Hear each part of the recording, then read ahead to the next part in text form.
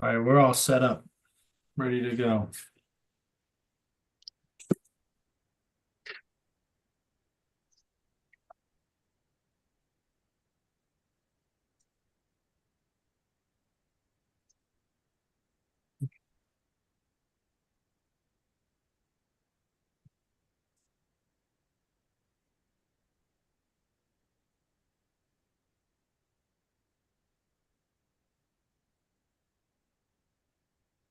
Hey, Josh, Hey, how are you? fantastic. Hey, John, Hmm. Sheila, Hello. Lee, Rob, everyone else. Yes. Go ahead, get started. I'll be right back. Okay.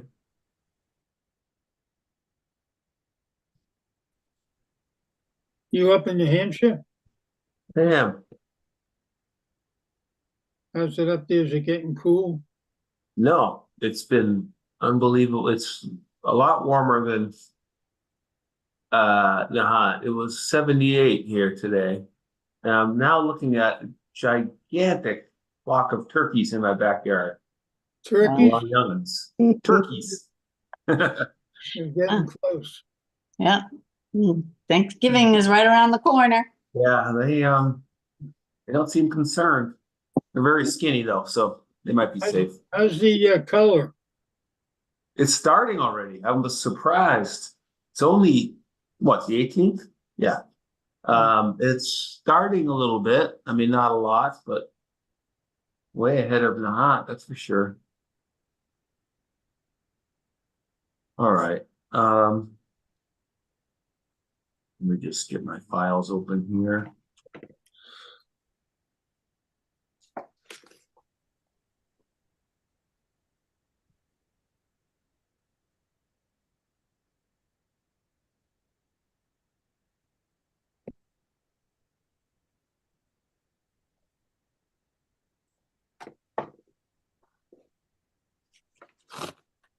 All right. Well,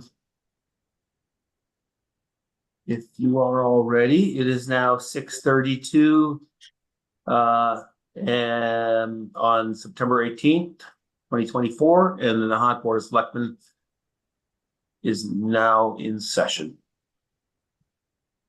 We will start with our traditional opening comments. We do have John Coulon on here on the call. John is our what's the official title? Health agent. Health agent. Thank you, John. To talk about Or the health officer, situation. actually. Yeah.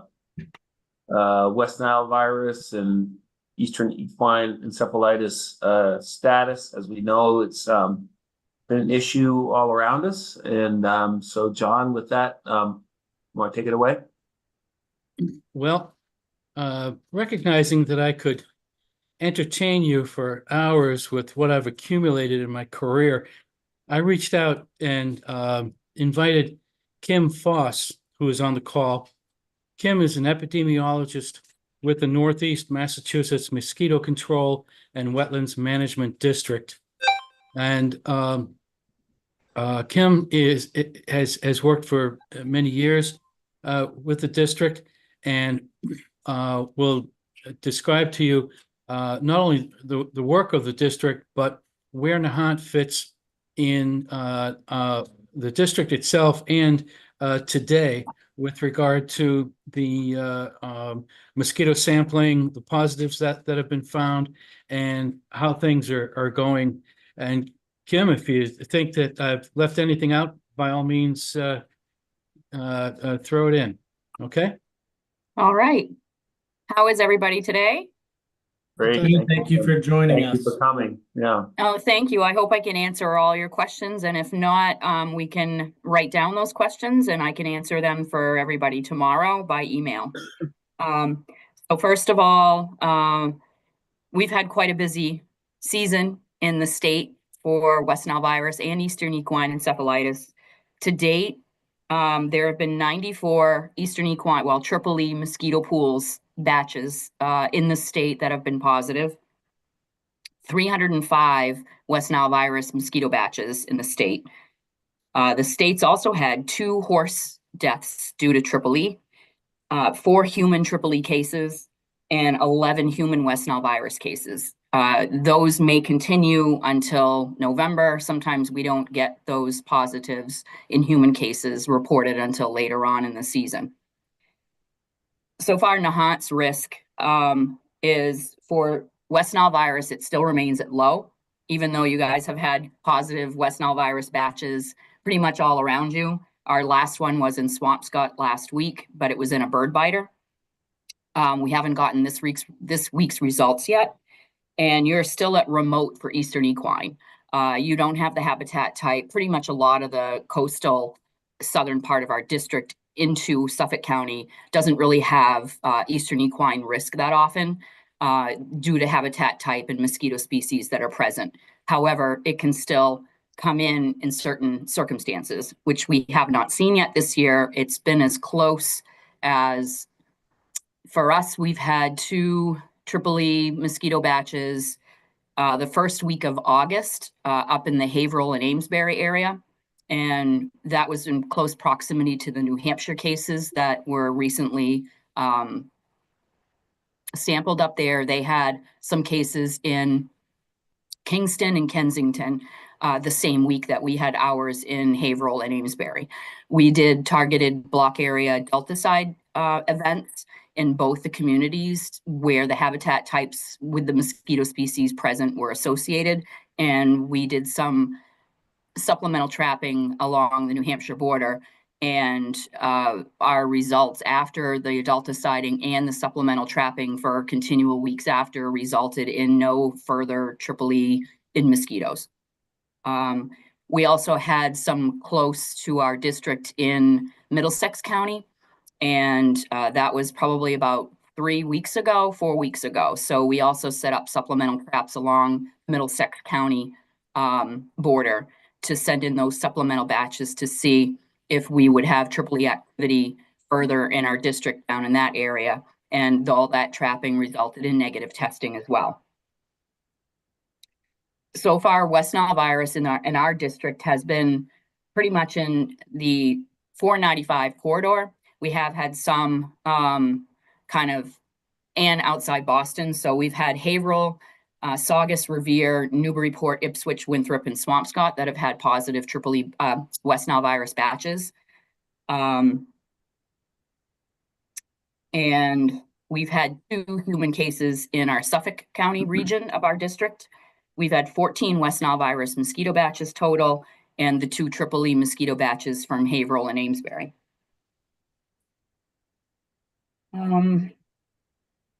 So far, any questions? So Kim, when you say batches, that's from mosquito traps versus, Correct. human, that doesn't mean human infections. It means some kind of traps that your group monitors.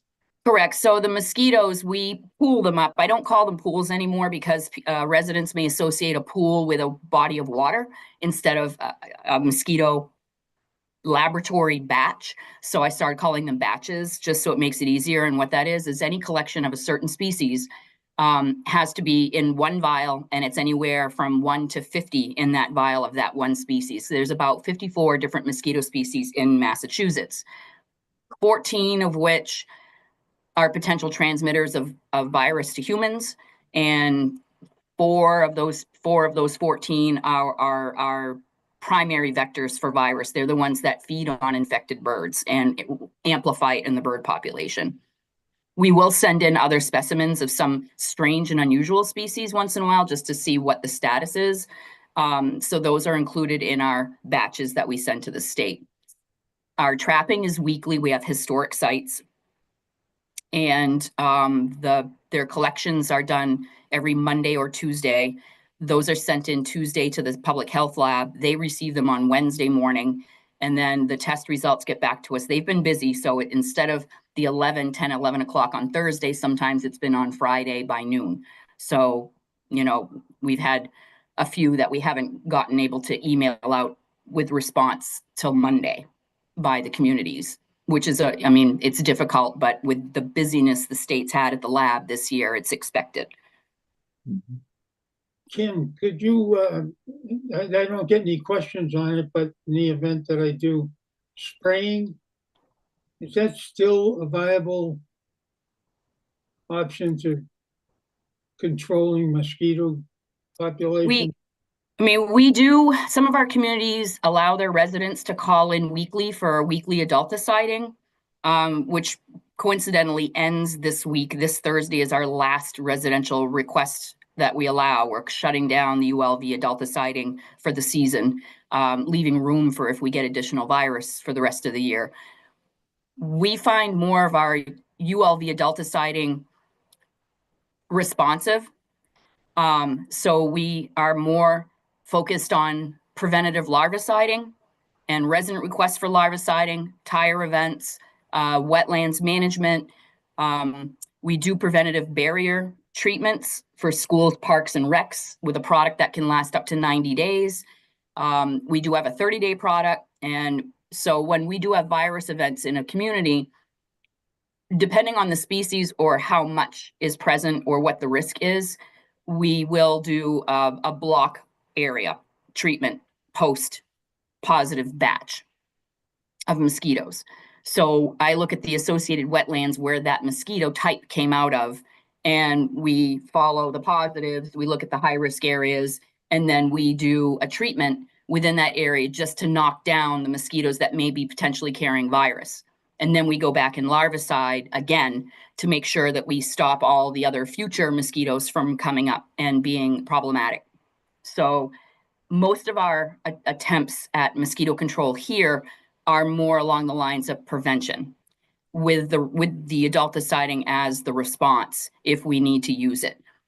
Some communities such as Saugus, Revere, Winthrop, they do allow their residents to call in on a weekly basis, but they do know that at any time those requests can be canceled due to weather, climate, rain, or other virus events in other communities. Thank you. Kim, I heard that mosquitoes can travel over significant distances based on wind direction. Is there any truth to that, or is that just a story? It is true with a lot of species, especially during storm, nor'easters, hurricane seasons, offshore storms can transmit mosquitoes to different areas. Sometimes during tropical storms, we'll see some southern mosquito species that we don't normally see here just visiting. They don't stay, it's not their climate, unless they're an invasive, which we are keeping track of certain invasive species that are now present in Massachusetts. But we will see some southern species get moved up with the storm patterns. We do see salt marsh mosquitoes get blown up the Merrimack into Methuen and Haverhill area. So it's not uncommon to have mosquitoes travel. Most on their own, without wind and weather, don't usually go any further than a 1 to 5 mile radius, if that. Okay, so you actually hit my question directly there. The full story that we hear sometimes is that mosquitoes from, say, the Saugus Marsh, our winds during the summer especially are predominantly out of the west, so mosquitoes from, say, the Saugus Marsh or Revere marshes could be blown across Lynn Harbor and find their way into Nahant. Does that actually that makes some sense? Then it could happen. Yeah, and when we get particular wind direction, we can almost follow the resident requests for adulticiding based on the wind direction coming off of some of those larger swamps, which now we treat by, instead of doing it by hand, we have equipment now that we can go out on those large marshes and treat. So we've had those numbers reduced. However, it doesn't help that there's a lot of playing field per se at the airport, which is a lot of areas that we are not covered. It's not in our district, nor do other districts try to treat because it's difficult to get on site, do those treatments at the airport. So we do have a lot of communication with the neighboring districts on how they do their larviciding, where they do it, when they do it. But again, we can only get a percentage, a fraction of the mosquitoes at any given time. We can't eliminate them or reduce them to the point where they're extinct. I have a question for you, Kim. Approximately how many mosquito species have been identified in Massachusetts? I haven't done a real big count. Any given week, I get 19 to 24 species, but in all, I would say there's 54.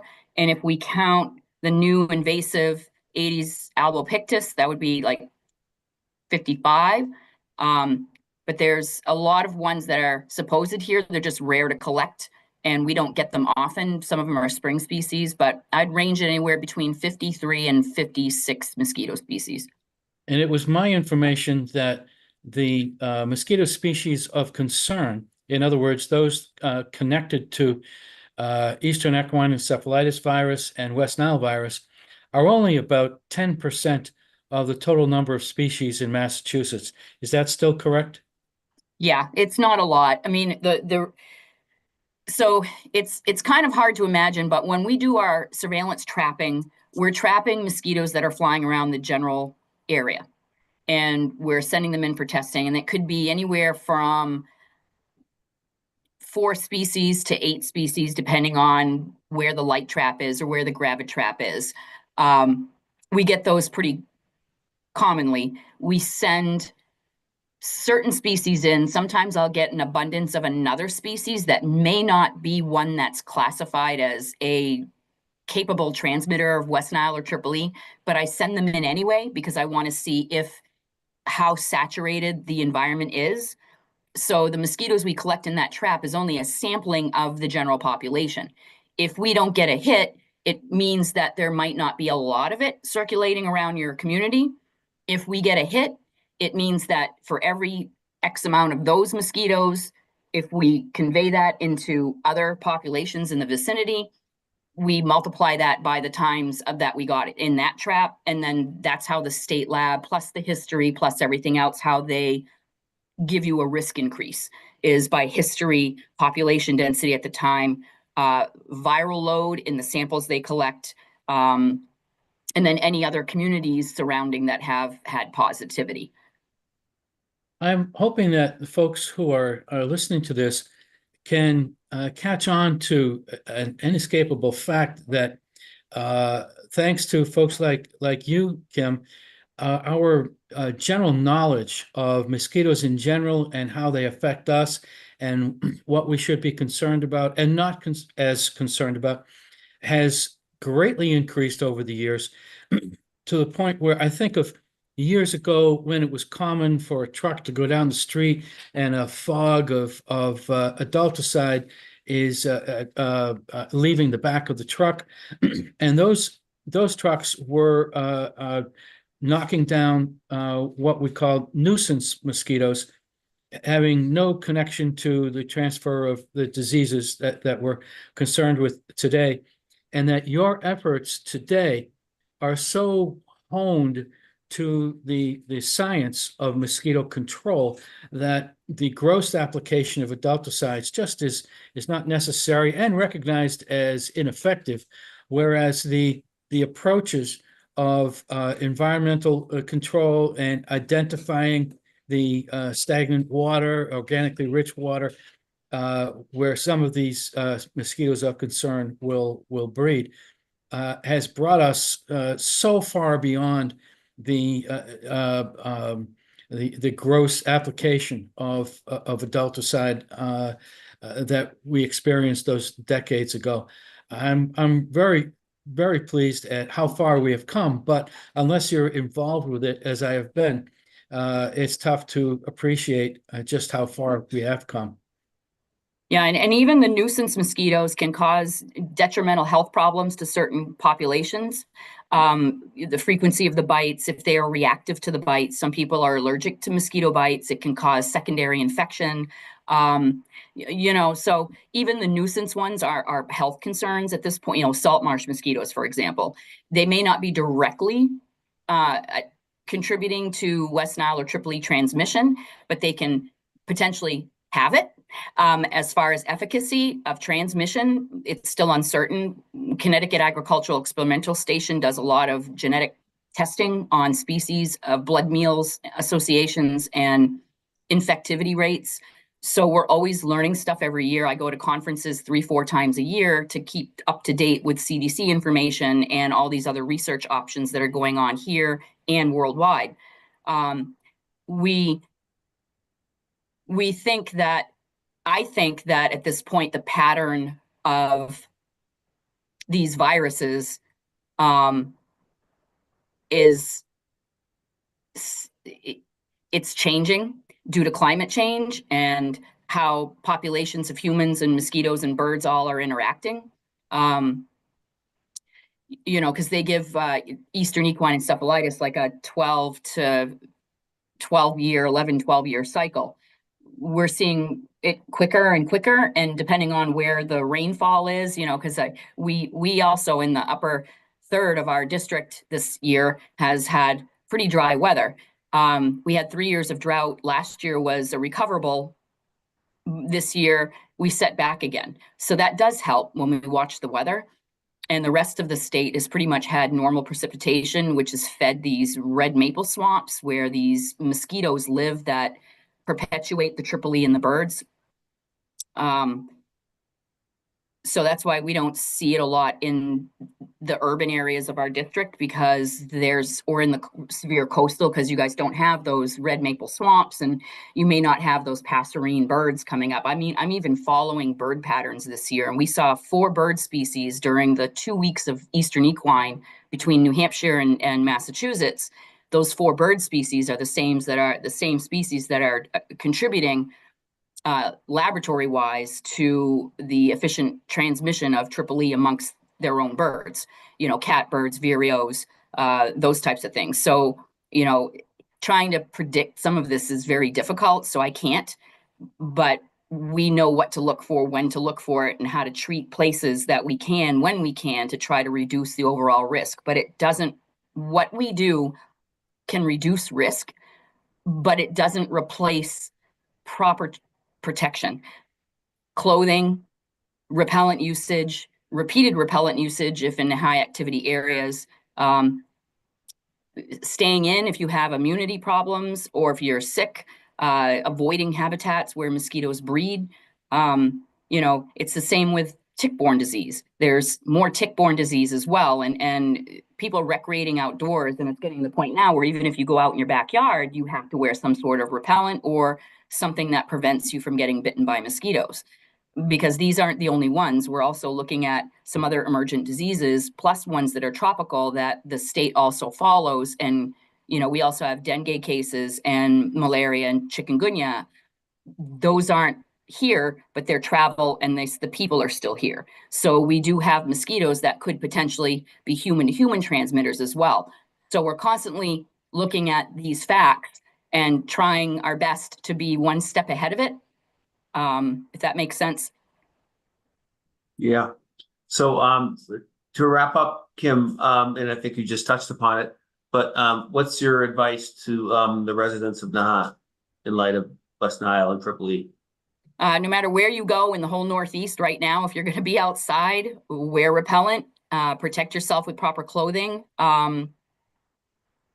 Just make sure you have repellent, you know, or you try to not to get bitten until heavy frost. And hard frost is 3 hours consecutive below 32 degrees or 2 hours consecutively below 28 degrees, and which comes probably like in, hopefully soon, but it looks like it may be end of October, November. So. And I would like to add that on your own property, take a look around and see if there's any accumulated water. It can be in an old tire sitting leaning against the garage. It can be in a wheelbarrow that's not tipped, a swimming pool that is not maintained. Anywhere where water can be stagnant and hold organic material needs to be the water needs to be drained off. Otherwise, the mosquitoes will will lay their eggs, their raft of eggs, and larvae will survive and become adults. Also, the mosquitoes of most concern, Kimberly, are most active about what time of day? So it's from dusk to dawn. So usually a half hour before dusk, they'll start getting active, but and especially when it's muggy, or overcast or drizzly out, they can come out of their breeding sites away from their little secluded wet spots, and they can actually come out into the open where they're safer, and they'll start feeding. The other thing is we do, if you want to put our link to our website up, we have resident requests. We can pick up tires without rims for people. We can also do requests for larviciding, where if you have something like a pool or tarps or something, or a boat that you can't move and drain, we can come and treat it with a bacterial larvicide that'll take care of it for the remainder of the year. So you could put in a request online with your address and stuff. And we've also done that in Nahant over the past 3 weeks. I collected tires on Spring Road. We did a lot of habitat and container dumping at the DPW and Spring Road. We've been going down to, we larvicided Lowland Park. We did a lot of habitat inspections so far in Nahant. And we've sent in 7 total mosquito batches for the season, all negative so far. So, yeah. I'll put the website into the chat. Thank you. Email it to me, John, and I'll make sure it gets added to the website. And Okay. Yeah, and when we're done completing a resident request for tires or larviciding, we leave a little door hanger that says what we did when we were there, who was there, and contact information if they have questions. So. Great. Well, thank you, Kim, for joining us, and thank you, John. That was a lot of good information. So if you are done, we will move on to the next agenda item. Are we all set with all right, thanks a lot again. Thank you. thank you Thank you. again. Have a good evening. Bye. Thanks, Thank John. you. Thanks, Kim. All right, so we have opening comments. Hazardous waste collection day is October 12th from 8 a.m. to 12 noon at Lynn DPW. Certain fees apply. For a list of accepted materials, cost, and more, visit the community calendar at nahant.org for information. Metal, white goods, TV, computer recycling is the last Saturday of each month from 8 a.m. to 12 p.m. noon behind the DPW garage. Resident parking sticker is required. Certain fees may apply. Visit nahant.org for a full list of accepted material. The last collection day is October 26th. The compost area is open on Wednesdays and Saturdays from 9 a.m. to 3 p.m. A resident parking sticker is required. Visit the public works page at nahant.org for a full list of accepted materials. Dogs on the beach. We'll turn this around to no dogs are on the beach are allowed from May 1st to September 30th. So good news for dogs. September 30th is coming up. Except on Doggy Beach, where they're welcome year round. Reminder on that, Josh, is that while they're allowed on the beach, they're still supposed to be leashed unless they're on Doggy Beach. Yes, thank you for that clarification. You can still buy a 2024 resident parking sticker at nahant.org, $10 each. All outstanding bills must be paid and the census completed before purchasing. There is a flu shot clinic at Nahant Town Hall on September 25th. That's a week from today, I guess. High dose clinic for people 65 years and older from 11 a.m. to 1 p.m. and a regular dose clinic for people 18 years and older from 4 p.m. to 6 p.m. This is open to Nahant residents and employees only. You must register as there is limited walk-in availability. Visit the community calendar on nahant.org for more information. Rob or Jean, do you have any additional opening comments you'd like to make? I have nothing. I'm all set, Josh. Thank you. All right. So with that, we do have a joint meeting with the planning board to appoint an alternate member to the planning board. So do we have a motion on that? Mr. Chairman, I move the Board of Selectmen open the joint meeting with the planning board. Seconded. Okay, any discussion?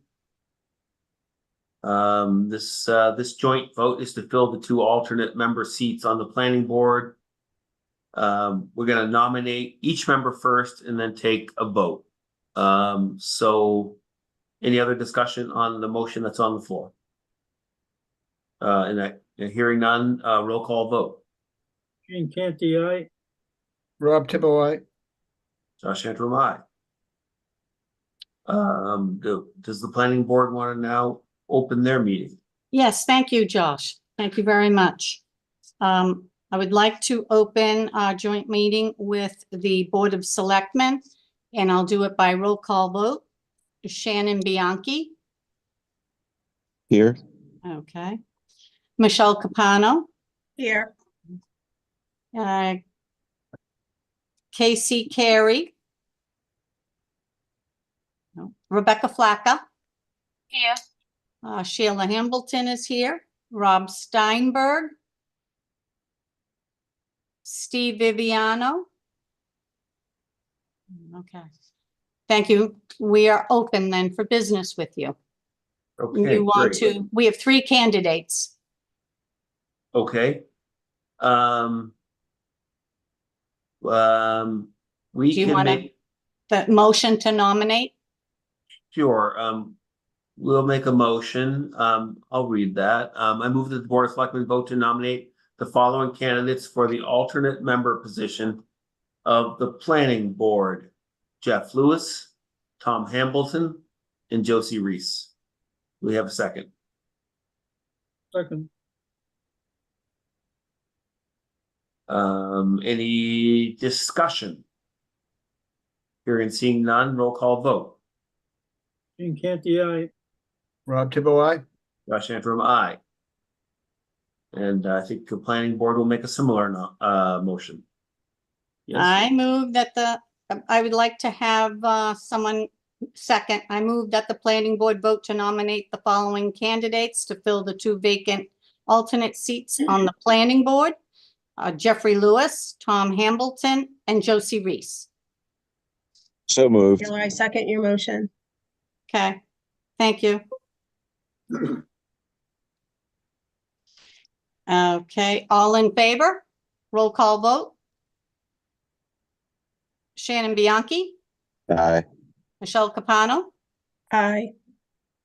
Casey Carey, Rebecca Flacca, Sheila Hambleton, I, Rob Steinberg, and Steve Viviano.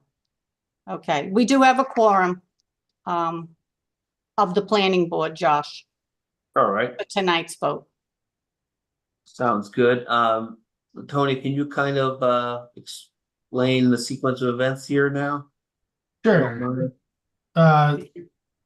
While, and Dan, feel free to correct me if I'm wrong on anything here, but while alternate members of the planning board are not elected, the law requires that this appointment process follow the same process that we do for appointing vacant elected seats. That's why we're in a joint meeting, and that's why we're taking a joint vote. Now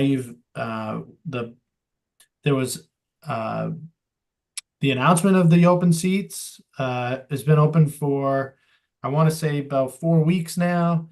We got these 3 candidates that submitted interest that you just nominated: Jeff Lewis, Josie Reese, and Tom Hamilton.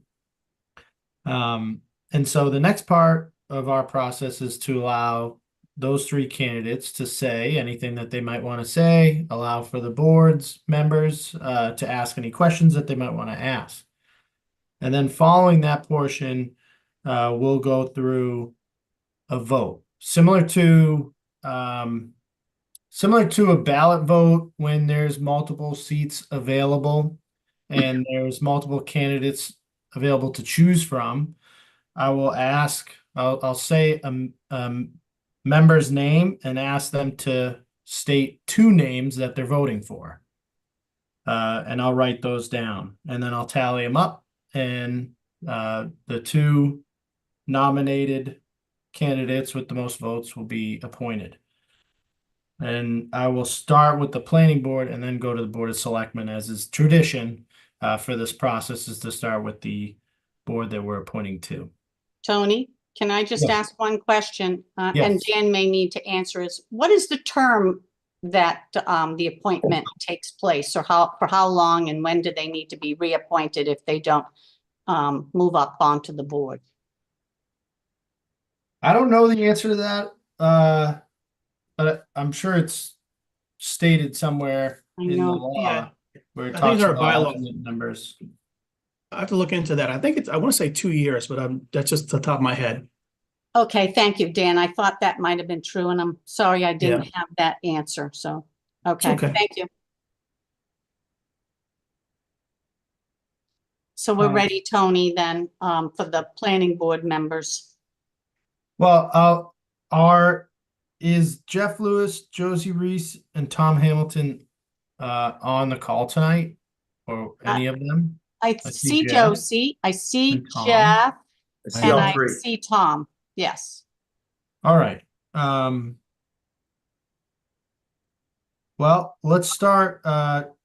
Tom, are you able to come off mute? It's up to you also. None of you, the candidates are not required to say anything. If you feel uncomfortable, that's okay. But want to give you the opportunity to say anything you'd like to the Board of Selectmen and the Planning Board.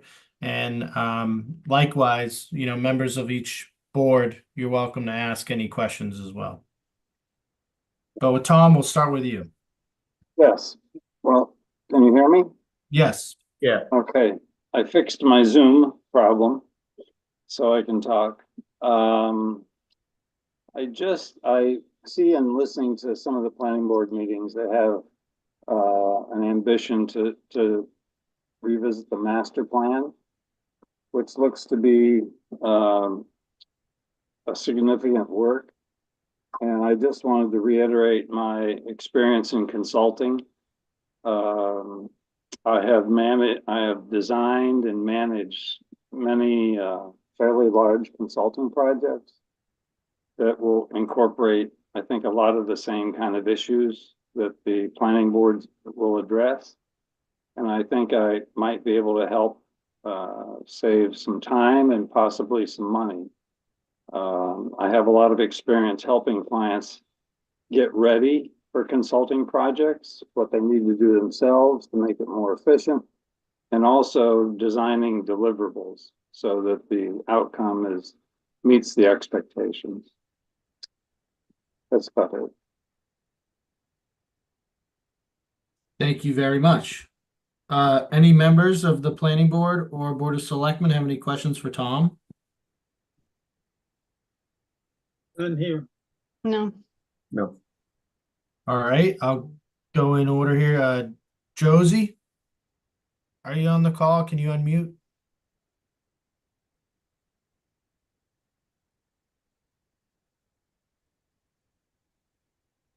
It's your name. She's still muted. And while we give her some time to maybe figure out how to unmute, will Jeff Lewis? Can you hear me? Yes, we can. Yep. Limited government experience. I served 2 town meetings for 1 year on the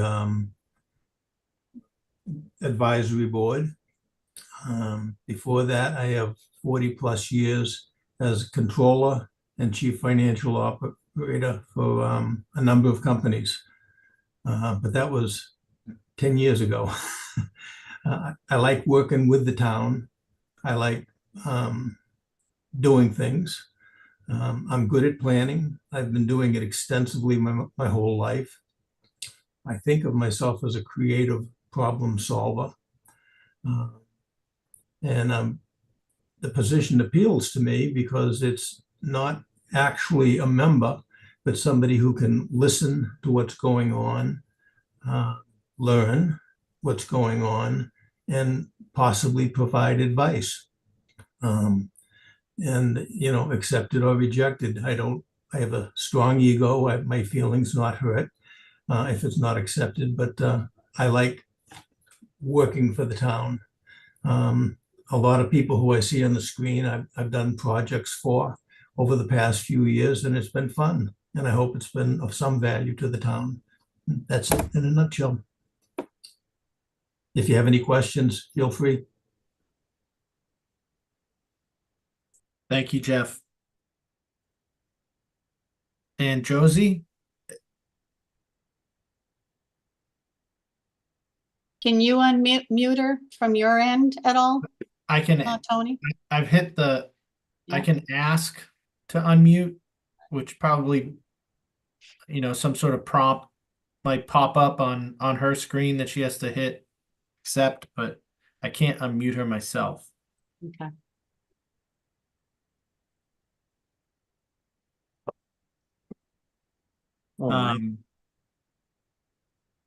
Well, but Josie did send in, I can let you guys know, you know, Josie sent in a letter of interest, you know, explaining her experience. She also spent time on, she was appointed to the Housing Production Plan subcommittee for some time. And I'm sure oh, it looks like she may have just unmuted.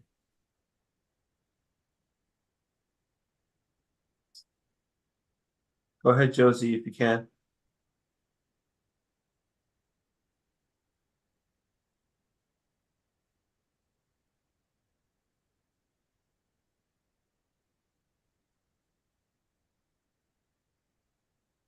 Doesn't seem like it's happening. Yeah. Well, I think everyone got a copy of Yes. Josie's letter of interest, and you know, most of us I think have had the pleasure of working with her in her previous role on the HPP committee. So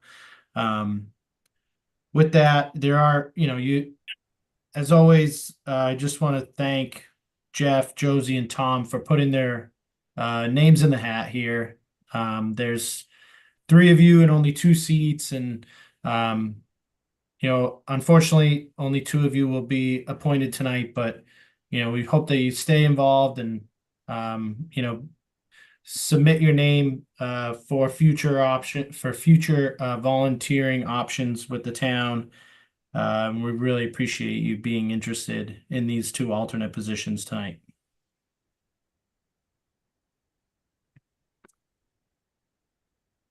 So with that, I'll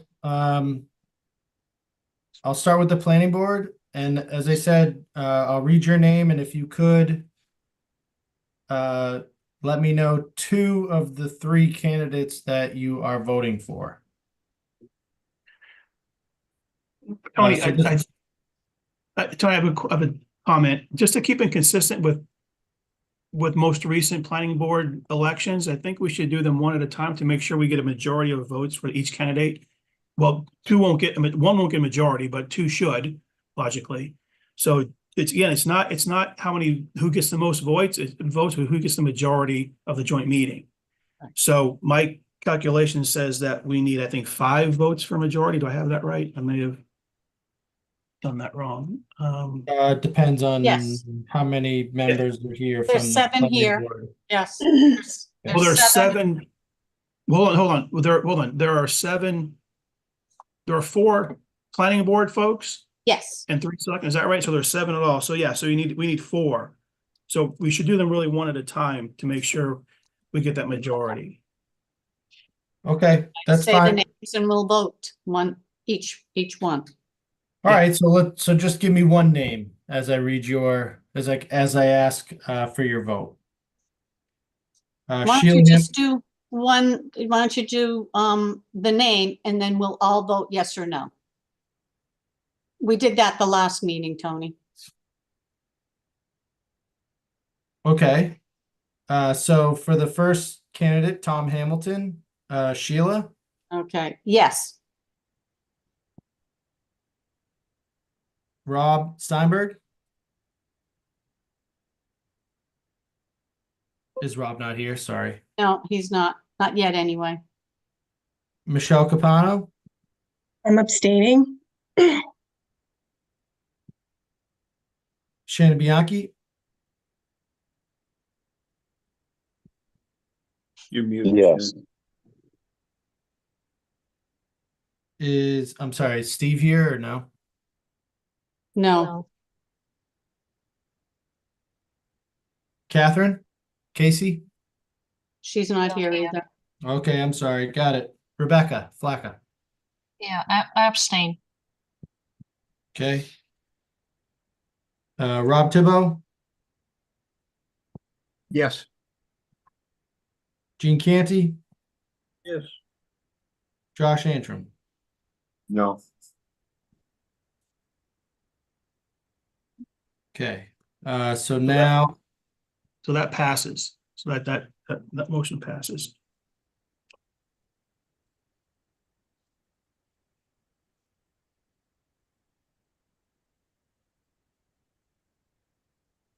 so I got to put a hold on it. I see that's where I'm makes sense. confused with this order of operation, Right. because I'm just picking who to ask each member, yes or no on, which could be Right. unfair. That's why, if you were Well, we can- if you were at the ballot box and there were 2 open seats and 3 candidates, the Yeah. ballot would ask you to bubble in 2 people that you're voting for. Yep, but this is not, that's a different type of vote.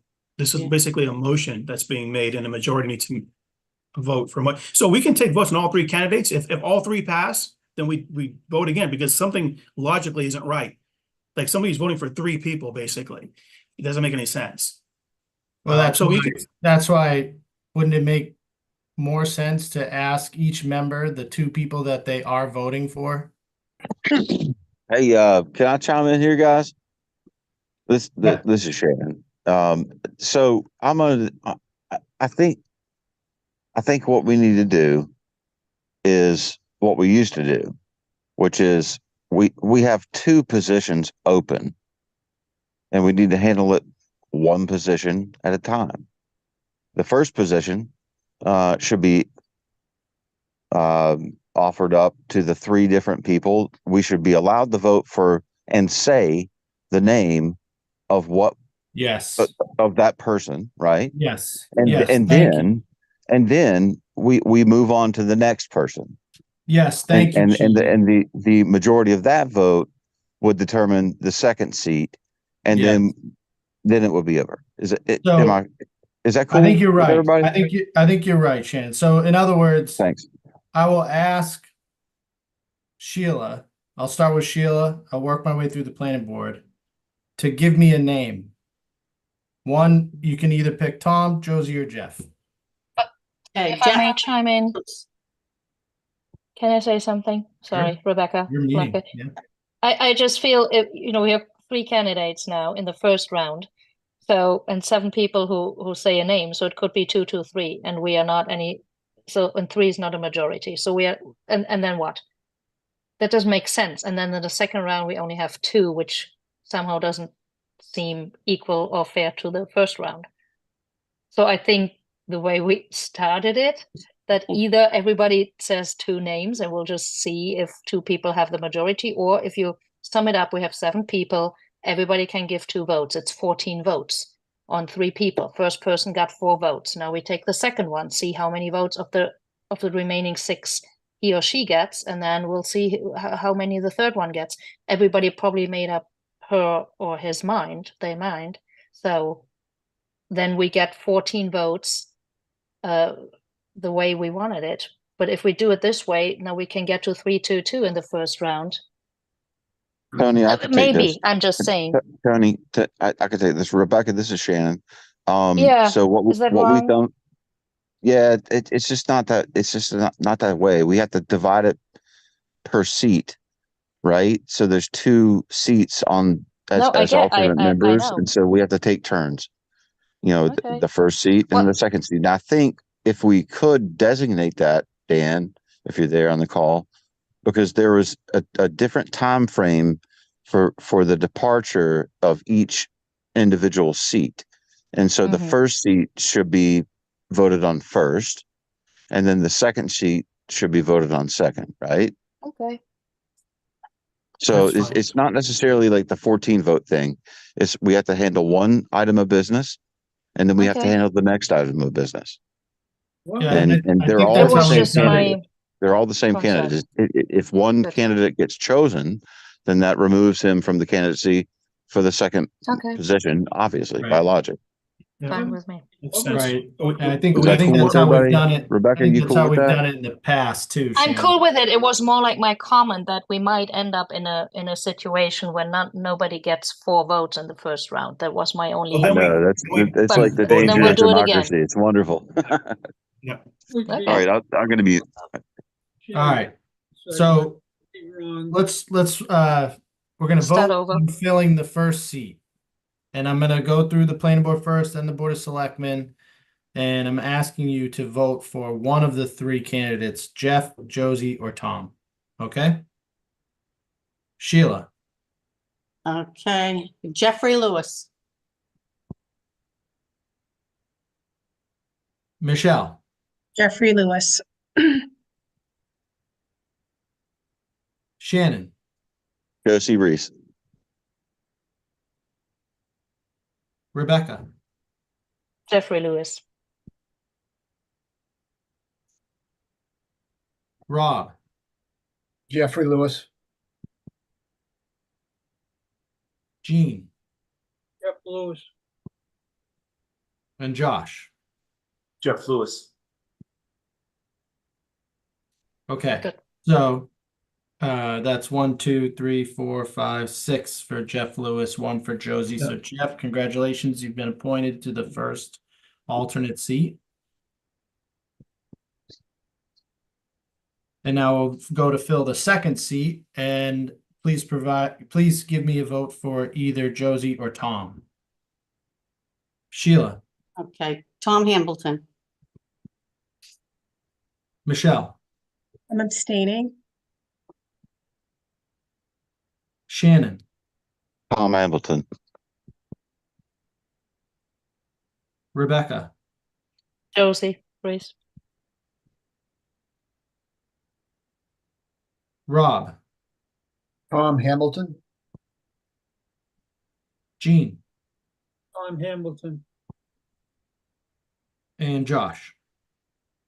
Josie Reese. So, 1, 2, 3, 4 for Tom, 2 for Josie, and 1 abstention. So Tom, that 4 is a majority, right, Dan? Yep.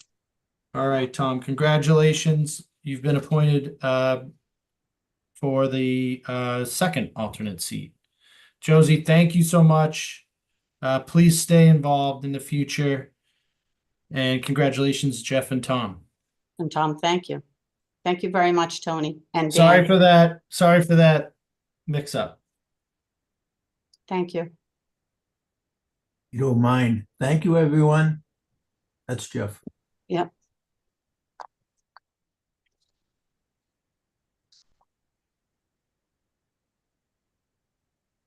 So Sheila, Josh, did you want to stay on? I do see, short-term rental regulations, the accessory dwelling units, the 3 MBTA communities on the agenda further down.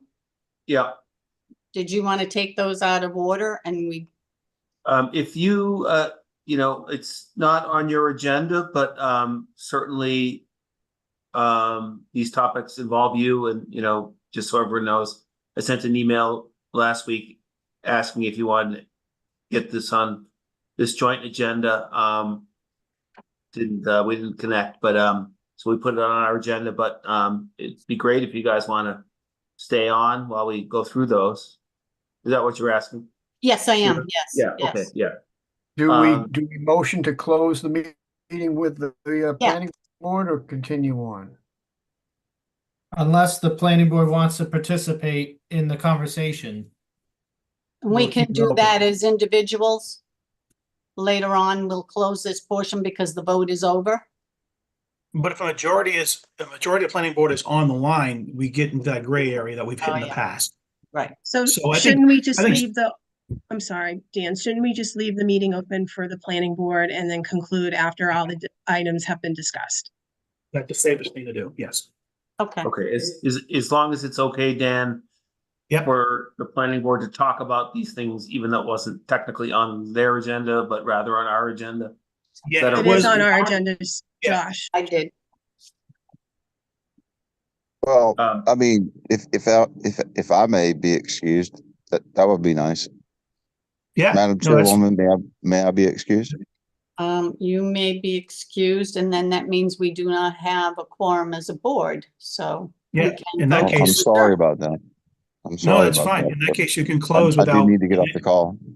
Okay, then I'll make a vote that we adjourn. Can I have a motion to adjourn? I second that. Okay. So roll call vote. Shannon Bianchi, Aye. Michelle Capano, No. okay, Casey Carey's not here, Rebecca Flacca, Yes. and Sheila Hambleton, yes. Now we don't have yeah, we have a quorum, right? 4 here, 3 yeses, 1 no. And as soon as Shannon leaves, you guys are free to talk, because there's no quorum, so there's no deliberation. Right. There's no Yeah. discussion. All Okay, right, so well, we're closed. Thank you.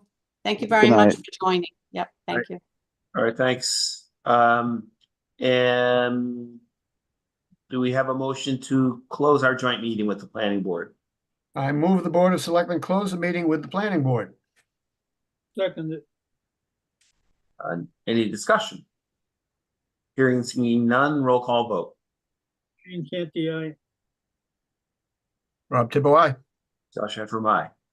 Okay, so we're gonna continue with our agenda as published. So we'll move on to new business. Vote to approve early voting schedule for the state election on Tuesday, November 5th, 2024. Do we have a motion there? Mr. Chairman, I move the Board of Selectmen vote to approve the early voting schedule for the state election on November 5th, 2024 as follows. Saturday, October 19th, 2024, and Saturday, October 26th, 2024, from 9 a.m. to 1 p.m. Tuesday, October 22nd, 2024, through Thursday, October 24th, 2024, from 9 a.m. to 1 p.m. and Friday, October 25th, 2024, and Friday, November 1st, 2024, from 9 a.m. to 12 noon. All early voting will take place at the Nahant Town Hall. Second, Any discussion? Other than you just saved us 10 seconds by reading that really fast, Rob. Any other discussion? Okay, roll call vote. Gene Canty, aye. Rob Tibble, aye. Josh Antrim, aye. We have a vote to approve an appointment of a full-time Nahant Police Department police officer. Mr. Chairman, I move the Board of Selectmen vote to appoint Nathan Mina as a full-time police officer with the Nahant Police Department. Do we have a second? Second, All right, discussion. I have read that Officer Mina is coming from the Lynn Police Department, and his official start date, if approved, would be September 30th. I think I saw Chief Furlong on the call earlier. Is he still here? Still there. Here he is. Hello, Chief. Anything you'd like to add? I am. Good evening. I just want to just thank everybody for the consideration for Officer Mena. He is a full-time police officer with the Lynn Police Department. He's been there for a little over a year. Taking a fully certified officer saves us in obviously overtime costs and backfilling positions. He's fully certified with the academy. He's certified with Post C. He's a military vet. He is with the National Guard. Coincidentally, he was deployed to Nahant in 2022 for one of our snowstorms. We apparently made an impression on him because he wanted to come back then. And unfortunately, it didn't work out, but he's coming aboard now. He's going to be a good fit, I think, and he's filling the vacated position left by Officer Keen Allen, whose last day will be Friday the 20th. All right, great. So, I guess, well, he knows we don't really get snow anymore, I hope, but, anyway, that's good. I talked to Tony about, him and, the discussions that you two had together, so, I certainly support his appointment. Jean or Rob, any other comments from you? Oh, once again, thank the chief for stepping out and bringing in such a quality officer. Well Thank done. you. Thank you. I just want to compliment the chief. I know he left here for a short period and went over to Lynn, and it sounds like he's bringing some folks back.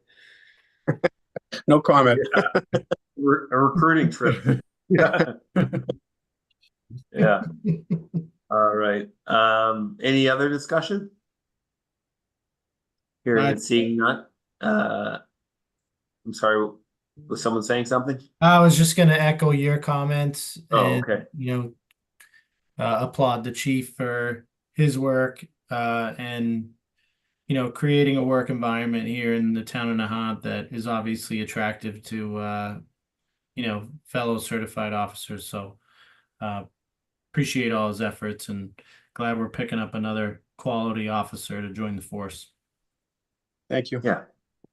Yeah, great. And thanks for joining the call tonight, Chief Furlong. If there's no further discussion, roll call vote. Jean Canty, aye. Rob Tibble, aye. Josh Antrim, aye. We have an event request to approve the Nahant PTO Boo Bash. We have a motion on that. Mr. Chairman, I move the Board of Selectmen vote to approve the Nahant PTO Boo Bash and Trunk or Treat event on Saturday, October 19th, 2024, starting at 4 p.m. at the Babe Ruth Baseball Field on Flash Road. Second. All right, so this is an annual Halloween event run by the Johnson School PTO and their volunteers. There'll be a trunk or treat event at the fire DPW parking lot from 4 p.m. to 6 p.m. And the Boo Bash will be from 4 p.m. to 8 p.m. in the Major League Baseball field. There will be games and contests plus food and refreshments. Any other discussion about this event? Hearing and seeing none, roll call vote. Jean Canty, aye. Rob Tibble, aye. Josh Antrim, aye. The next item on the agenda is the water, sewer, and trash estimate and abatement policy discussion.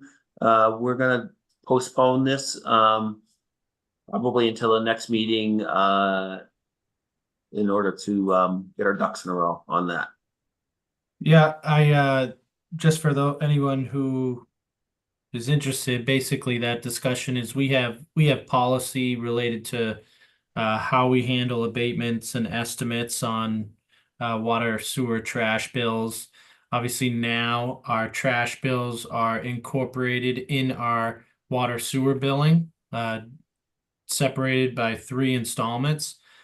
So it kind of changes some of the elements of the abatement process, and we can combine our 2 abatement forms into one.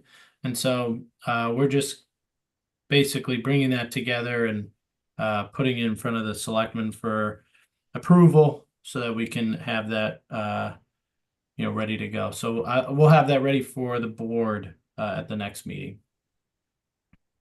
All right, sounds good. So moving on to ongoing business, Kings Beach outfall discussions. So I asked for this to be put on the agenda.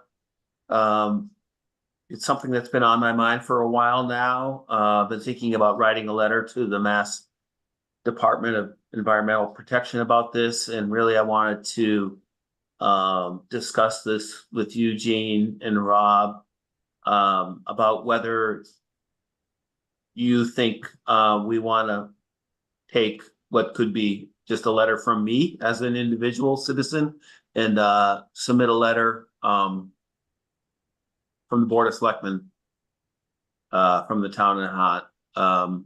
I'll tell you what I think about this. I'm concerned, frankly, about the notion of the air quotes solution being extending the outfall pipe without treating the water.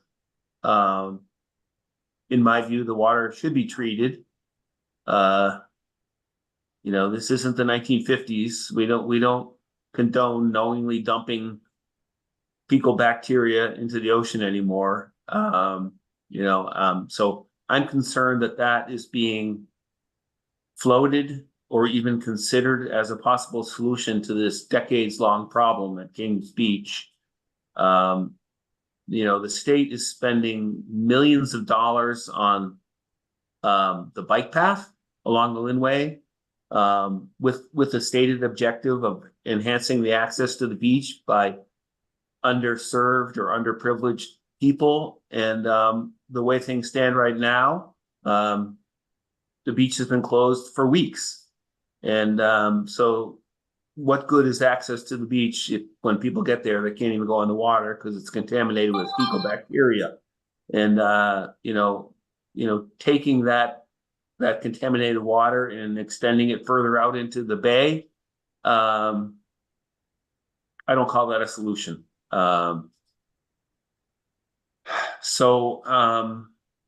That's really my concern. I feel like this water should be treated before it's released, whether it's released at the beach or further out, it should be treated. That's the way I view things. I know, Gene, this is something that you have had, in near and dear to your heart for a long time. Studied way back when you were on the Conservation Commission. So anyway, so my question really is, do we want to submit a letter together as a board representing the town of Nahant, expressing our opinion about how Kings Beach outflow should be addressed? I think my opinion on this is that we should do it as a group, as the Board of Selectmen. And I would have no problem with you drafting it. I know that you've been as involved, or at least considering much more than normal on how to handle this. This is really a serious situation that we're approaching, and you know what? A shame on me for not knowing enough about it. And I think it's time that we got involved either with the town of Swampscott and Lynn, City of Lynn, or we attend the meetings. We can break it up so that each one of us has an opportunity to do that, and just maybe get some sort of a engineering study or a bio study as to what we are facing, because I agree with what you're saying in terms of treating the water, the sewage, before it gets dumped. But anything that's going in, I'll make this short, anything that's going out there 4,500 feet is going to get caught up in a counterclockwise current. The easterly winds or currents from the wind are going to drive it right into Nahant. And you see that it's going to follow the exact same course as the Pileella littoralis, the seaweed that we always complain about. It's going to follow that same course, which is going to take us right here. But I think we need to learn more about it, whether that means hiring a consultant. We need to protect ourselves. Yeah, I think that, there've been a lot of studies and they're sort of at the phase where they're, it's not an easy problem because there's so many, let's call it tributaries to the, whatever the name of that creek is that ultimately winds up at Kings Beach. Stacy's Creek. What is it called? Stacy's Creek. Yeah. Stacy Brook. Oh, Stacy, that's Stacy Brook. Stacy Brook. Yeah. Yeah, so yeah, I mean, so a lot of studies have been done, and my understanding is they're down to, basically three possible solutions. One is ultraviolet treatment. The other is the extending an outfall without treatment, and the third, I think, is a bleach or a chlorination treatment. And I guess I just don't see extending a pipe and dumping knowingly contaminated water into just further out as a solution. I think it's not a solution. I'll put it that way. So I'd be happy to get the draft of a letter going. Again, it's a Lynn, Swampscott, and state issue, but we're not far away, and we should, if we have opinions on this, I think we should express them. Maybe Tony, you could get this schedule of meetings in which this is the subject matter. I'll be glad to go myself. Anyone else can go. Dan, how do we work that if two of us want to go at the same time? Boy, so wait, you're going out of town to a meeting? Is that the idea? Yes. Yeah, well, boy, that's interesting. The best thing is to either send one person only or send two, but that puts sort of a hamstring on stuff because then only one person can really safely talk. So I recommend you appoint one person to go, to be quite frank. Okay. And then go from there. That'd be the safest way. We can work that out. We'll work that out. I can. Only one of us goes. I could be the second person that goes with. Yep. member That's of the- fine. I know they have task force meetings. I don't know how regularly they're scheduled. We did speak with Senator Crichton and members of the Metro Beaches Commission about this, and we got some insight. We should state that none of these projects are being built tomorrow. Any of the options, they're a ways away, but that shouldn't deter us from letting them know where we stand on them earlier in the process. But it's not like it's happening tomorrow, just for the public's education. And I can reach out to them and find out when those meetings are and ask them that we be included in them. We can do that through a letter formally from the Board of Selectmen. We can get more information about the process and then, provide updates to the public here as we go. Thank you. Yeah, that'd be good. And I can start a draft letter, Tony, and send it to you, and take it from there, I guess. Rob, any thoughts from you, Rob? I'm 100% behind you on this, Josh. It strikes me that this solution that is proposed as far as extending the length of the pipe, I can't imagine how much less expensive that would be than actually doing the job right. But you know what? I think that the pressure needs to be more to come down on the folks that just be done right the first time, not just move it and hope that it doesn't come up on somebody else's beach. That's not a risk that I want to take. And once again, do it right the first time. This to me is just a Band-Aid. Yeah. Okay, while we're on the subject of Swampscott and environmental subject matter, and this is not on the agenda, and it just was brought to my attention before the meeting tonight. The item ran an article today on the DEP weighing in on the quality of air in Swampscott. And what it's all about is they were awarded 10 air quality machines to test the air standards in Swampscott. And there were 27 communities out of how many that or awarded these. And I'm thinking to myself, we're in direct line of fire when you take a look at the Resco or the Wheelabrator factory over here in Saugus. And then you're talking about GE and all of the chemicals. Well, I hope they're not chemicals. I hope they're being purged before they hit the airstream. But we are in a direct line on an offshore wind. All I'm thinking is next meeting subsequent to that, whatever it might be, we probably should be getting involved in finding out how we can get these air quality monitors. And even, Tony, if we could borrow one, set it up and set it out for a period of time, just to see what our risk factor is. Don't know enough about it, just saw it. You can read it in the item, today's item. But it is, you know, we're 5 miles from the drop of a plume out of Wheelabrator. And that's, once it cools, it drops right here. And it's interesting, but not to make anybody fear anything here or become nervous over it. It's just a precautionary measure that we should take, I think. Yeah, interesting thought.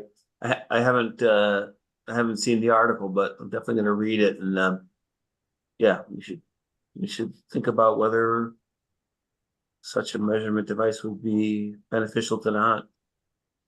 I also saw the article, and I agree 100%. I was surprised that this offer hadn't been made in our direction also. My gut feeling is that probably most of the damage that may have occurred or may not have occurred would have happened years ago when that trash burning plant was in full operation and we didn't have the scrubbers that we do now.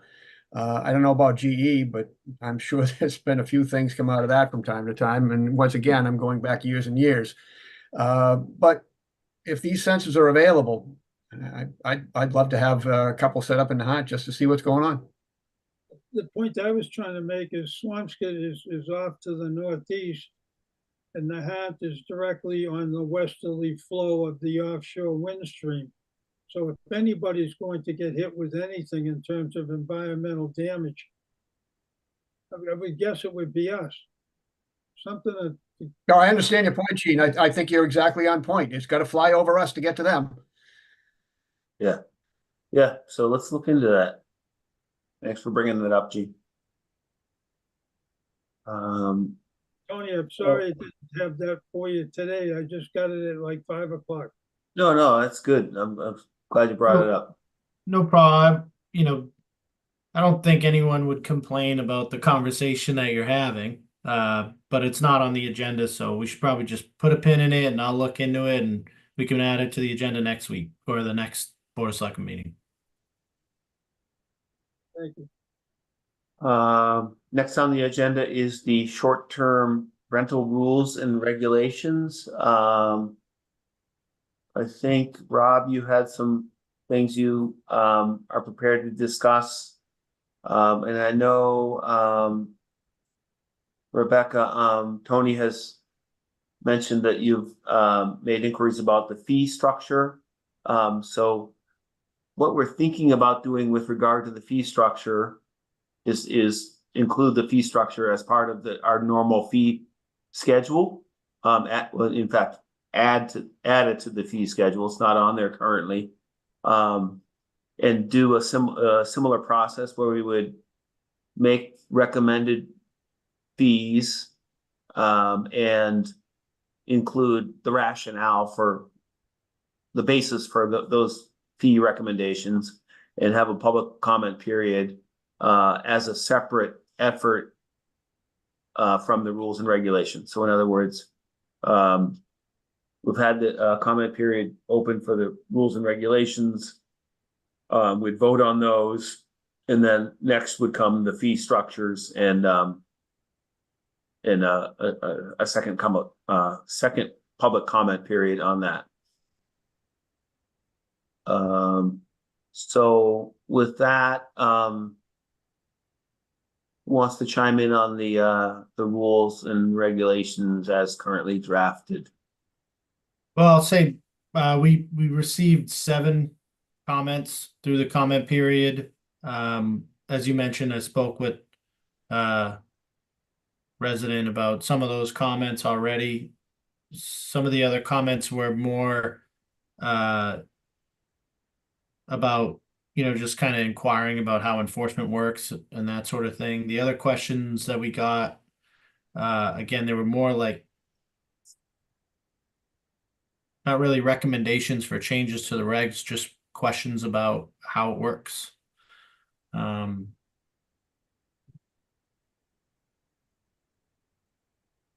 And Josh, you already met, the other part I wanted to mention, I'm looking at my notes, the other part I wanted to mention was the fee schedule part, so you already talked about that, so. The question that you were referring to related to the short-term rules, the regulations that Rebecca had asked, is regarding the chapter 34 review that's referenced in the regs. And the question was, the reference of the chapter 34 review under the building code, are the regs requiring a chapter 34 review beyond what the building code requests? Or is it just a referencing that a chapter 34 may be required per building code? And I believe the intention of the reference is the latter. But Rebecca, if you, or Board of Selectmen, I guess, do you want to invite Rebecca to ask the question, or you? Sure, Rebecca, if you'd like to ask a question. I hope You I can mean, unmute I think I got it right, Rebecca, Yeah. anyways. You let me know if I misinterpreted that. Yeah, well, yes, so thank you anyways, for giving me quick opportunity to speak. So my only concern, in general, again, the regulations or stuff that you came up with are as expected, and if the fees will be discussed or published later, that's fine. So my only concern is that paragraph 12, basically, where it says like some, not all of the owners or hosts, at the moment it says they should provide a Massachusetts chapter 34 review, and my comment on that was that my understanding is that if there is no alteration, addition, or other structural change, change in use, and no permit for that structure because it's still a 1 or 2 family dwelling, that such a review should not be in general asked for. But because the building inspector will come in anyway, or somebody will come in anyways, and I have to get the certificate of compliance with the inspectional services. So, and then my understanding would be that if they find something that would require such a review, then that specific owner would be informed about it. So I just want to make sure, or have the wording in a way that not basically everyone except for owner occupied for some reason definitely has to come up with a chapter 34 review, because again, I don't think it, in my opinion, it applies. I had asked if that's something that has been asked for any other like structural, like buildings, or from other owners of just general like houses who rebuild, to have additions or anything. That has never been asked for, obviously, in the last 10 years. So again, it should be worded in my opinion, that it says like, if after the biannual inspection or the primary inspection, if something triggers such a request, then that owner has to, come up with something. But otherwise, if Wayne Wilson basically gives the green light and it says, things are fine per building code, then that is not a general request that everybody has to provide. So I think Rob and probably Tony and Dan are better able to address this than I am, but my understanding is that only kicks in if you have 6 or more bedrooms in the in the rental unit. Is that correct? Josh, Yes. can I just No. offer a couple of things here? Yeah, Okay, so both the International Residential Code and the International Building Code, when it comes to one and two family dwellings, offer the following allowance with respect to transient use. In this case, this would be a small bed and breakfast style hotel, which is their reference, is how they describe these, where there are 5 or fewer guest rooms and the hotel is owner occupied. The code, the building code, is set up to allow this degree of transient use and no further. And I'm going to offer another paragraph here that might help explain what's going on. Occupancy classification plays a key part in organizing and prescribing the appropriate protection measures. As such, threshold requirements for fire protection and means of egress systems are based on occupancy classification. So when you take a 1 or 2 family dwelling that was designed to be primarily to be occupied by folks that are primarily permanent, and you change that to the transient occupancy, which is to be primarily occupied by people who are transient, which they describe as being in the residence for 30 days or less, then that's a change of occupancy. And the building has to be inspected by an architect under 34C or some other building professional, licensed building professional, to make sure that change of use is not going to expose guests or first responders to some degree of risk that building was not designed to address. If these exposures are present and determined by the building professional or architect, then the upgrades must be made in order to ensure that the building is now safe for its new occupancy. Now, I mentioned guests and I mentioned first responders. The other point of exposure that I see here is liability to the town. Because if, say, Wayne Wilson goes in there and does his inspection and says, yeah, you've got all the pieces and parts that you need, is he equipped to address this level of change? Why should he? I mean, why should he have to do that? Why should the town have to do that? The onus should be on the property owner who wants to use this property for commercial purposes. Obviously, they within the town guidelines. I think that in this regard, that a review protects the people that are going to be using it, going into it, and the town. I certainly want to see Nahant take advantage of this just as other communities are. Well said. Thank you.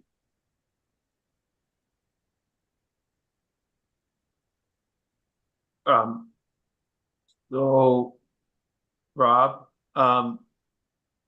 could you translate that into what that might mean for a short-term rental owner? Well, basically, it comes down to how it's going to be used. As I said, if they're going to be owner occupied and renting out 5 bedrooms or less, they're good to go. They don't need a 34C review because it's already been addressed by the building code. As soon as they step outside that, that's when the 34C review must come into play. That's when you have the exposure of a property that doesn't meet the code for fully transient use with no owner occupant present. This could mean hallway size. We're talking about exit path, hallways, staircases. In some, you've got your emergency escape. What's the window size? These are all things that the architect or building inspector is going to look at and say, okay, well, this building has it all. We're good to go. Or it might be looked at and say, hey, you're going to have to change that staircase because that's not safe for people trying to escape the building in an emergency. Okay, so did I hear correctly that if your short-term rental is 5 bedrooms or less, chapter 34 will not apply to you? And owner occupied. Yeah, so owner occupied, which is required by law in the Nahant, except in the business area. And 5 bedrooms or less, chapter 34 would not apply. Nope, there would be no need for it. The building has Okay, been designed so, to address that. All right, so. And does the 5 bedrooms, is that in a single unit or like in total? So for example, if you had, 1 or 2 family, I think is what Rob said at the beginning. okay. All right, so I can't imagine there are many, if any, short-term rentals in town that have 5 bedrooms or 6 bedrooms or more. So it's probably a non-issue for most, if not all, short-term That are rentals. owner occupied. Yeah, absolutely. To be just to add to this discussion and to be very clear about it is that our regulations, the Board of Selectmen's regulations, cannot alter, influence, manipulate the building code. So we cannot add another. So what we're talking about is in existence in the building code. So we're not adding any additional layer to that. This is what's in play today. This is already established. So we're just referencing the code. And the code dictates what's required. So it doesn't call for any change to the reg. We could amend the language there to be more clear that we're just, referencing the code. But we're not, the regulation is not adding any new element to the building code. Yeah. Expressed another way, Tony, expressed another way would be, no matter what we write at a local level, the chapter 34 state reg would apply. Is that a true statement? Yeah. So it's not like we can't say, you know what, forget about chapter 34 requirements. Right. Right. So it's a requirement. We're just stating that it's a requirement. And this is a one-time review. This isn't coming up at every renewal of the registration. This is when you first put the property on the market to be rented on a transient basis. You do the inspection, it gets certified, the updates are built in, they're good to go. It doesn't change from year to year. What is the process on that from us to actually certifying or registering an Airbnb person, owner? There's an application process which then triggers a number of different elements, certifications and inspections that the applicant must get in order to get the license. So it all comes in, it's initiated by the applicant, and then, there's a number of different things in the regs that are required as part of your application. And some of those elements are initiated through your application. So you may not have had your property inspected yet. That will come next. And then once those are done, there's a certificate that gets attached to the application. Once the certificate is uploaded, you move on to the next step and so forth.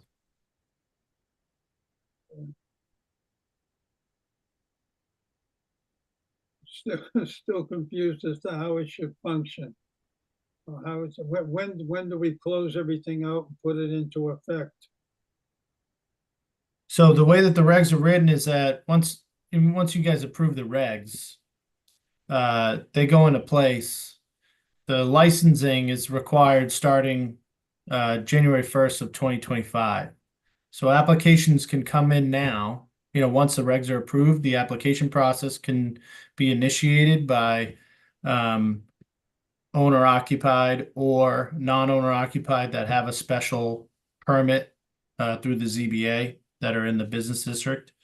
And they can start that process. So we wanted to get this in place so that they can go through the process of inspections and get all the certifications that they need so that they can be properly licensed as of January 1st. And then you'll have to renew your license on an annual basis, but those inspections are not necessarily required on an annual basis. Some of them are required every 2 years, for example.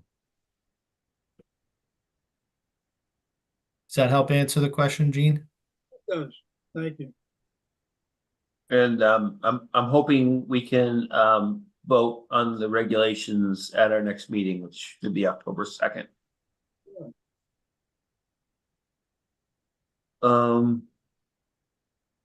So Michelle Capano, I see your hands up. Would you Thanks, like to Josh. comment? Yeah, Michelle Capano, 29 Ocean Street.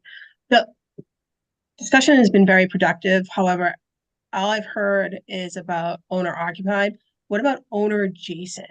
And how does this statute apply to that?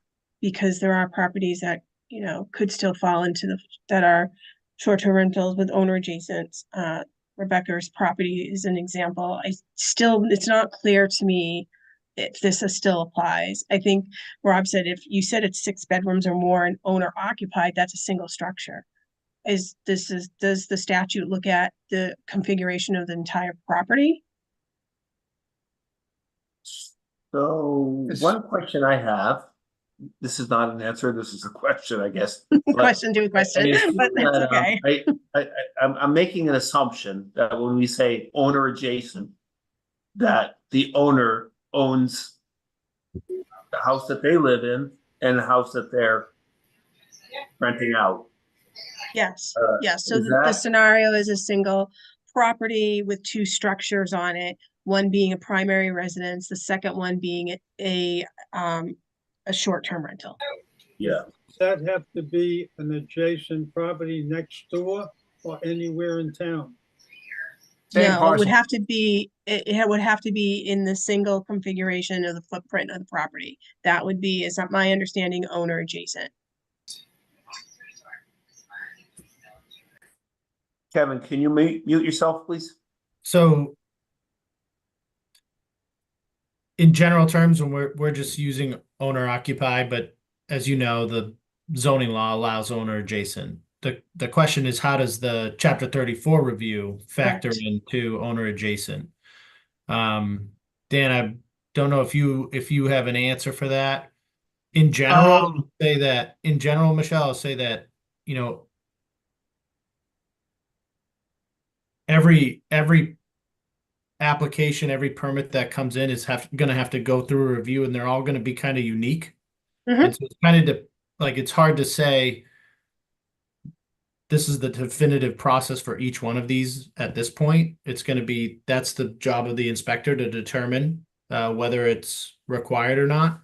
But Dan may have, it is a good question. I don't know, you know, related to that 5 bedroom or less and owner occupied, you know, Dan, I would imagine it would be specific to the structure that is now being used in that manner. But Dan, go ahead if you have any other. Asked this question past an architect, an engineer, and I got different answers, to be honest. I think it's a little unclear as to where this applies and where it doesn't apply. And I think the fail safe is to apply it to everything but owner occupied. So I don't have a clear answer for you, to be quite frank. I don't, are you saying Rebecca has an owner adjacent type of short-term rental? Because those are pretty rare. Well, Rebecca, correct me if I'm wrong. So if I well, I remember would your, call myself owner occupied because we use it for my family and other people okay, 4 or 5 months a year. And at times where we don't use it, like my daughter has been here for the last 2 months. My parents have lived there, whoever. So I consider myself owner occupied, even though it's 2 buildings, but it's my primary residence. There is no official other building, rear or whatsoever. And at times I don't use it. I rent it on Airbnb. So you know, I use it. Sometimes we have parties there, we have other festivities there. So it's my part of my primary residence, and that's how I'm gonna apply for it. And you can't prove, I mean, it is what it is, you know. My family Separate- uses it. We will you know, we'll figure that out, but I don't know. So I don't know, whatever it is, but that's not the discussion here. So, you know, it's my interpretation of the whole thing is different, but I think I don't that yeah, whatever. Yeah, I That mean, has been I'm a it little- has been thought through, so I don't think I can really argue at this point. I don't want to discuss my property at this point. That's not what it's about. And we'll Yeah, see I what agree. happens. I So I think agree. we I should think just Thank stay you. with the there's, scenario that, what do you do with an existing property that has multiple structures? That could, and one is a primary residence, others could be used for Airbnb. Does the chapter 34 apply to all structures on that property? I I would would- assume so, but I guess we'll have Dan look into it. Yeah, that's a, I asked our engineer to look into it, so this is actually, I know we're talking about regulations and building code, but it's actually more, we have to dive into this with an engineer and an architect because they know the language, right? And this building code stuff is an architects and engineers language, so I've already reached out, so we're trying to dig into it, but to bring it down to the base that we're all trying to say is this is state law. This is not something that the town is implementing, so keep in mind, that's the key part of this. This is not something we're adding to the law. We can't, as Tony mentioned. So we're just trying to interpret what the state regulations are.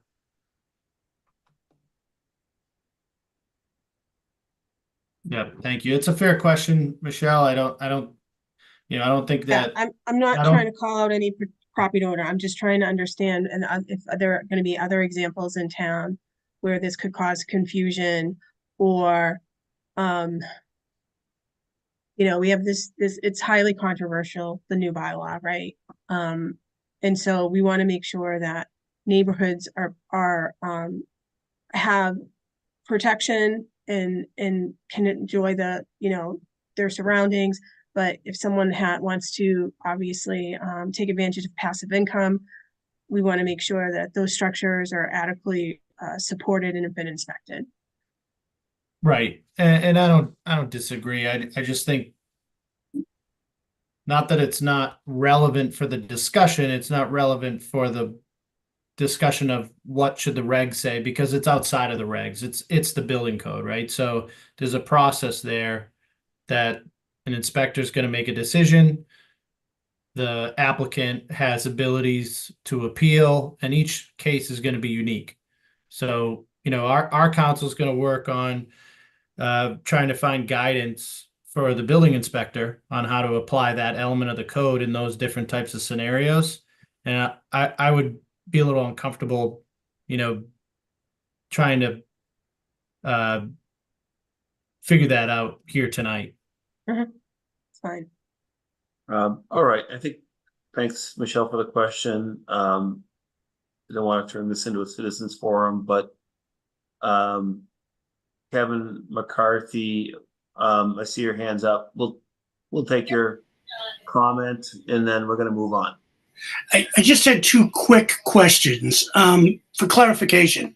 When I read the regulations, one of the portions of the regulations talks about the home having to meet certain requirements with so many bedrooms and so forth. One of my questions is, if a potential Airbnb is an owner-occupied residence, do the bedrooms of the owner-occupant count as rentable bedrooms for the unit? In other words, if I live in my home and I live in my wife and I have a bedroom and my child has a bedroom and I've got 4 bedrooms, am I now my Airbnb? Can I rent 2 bedrooms or are there 4?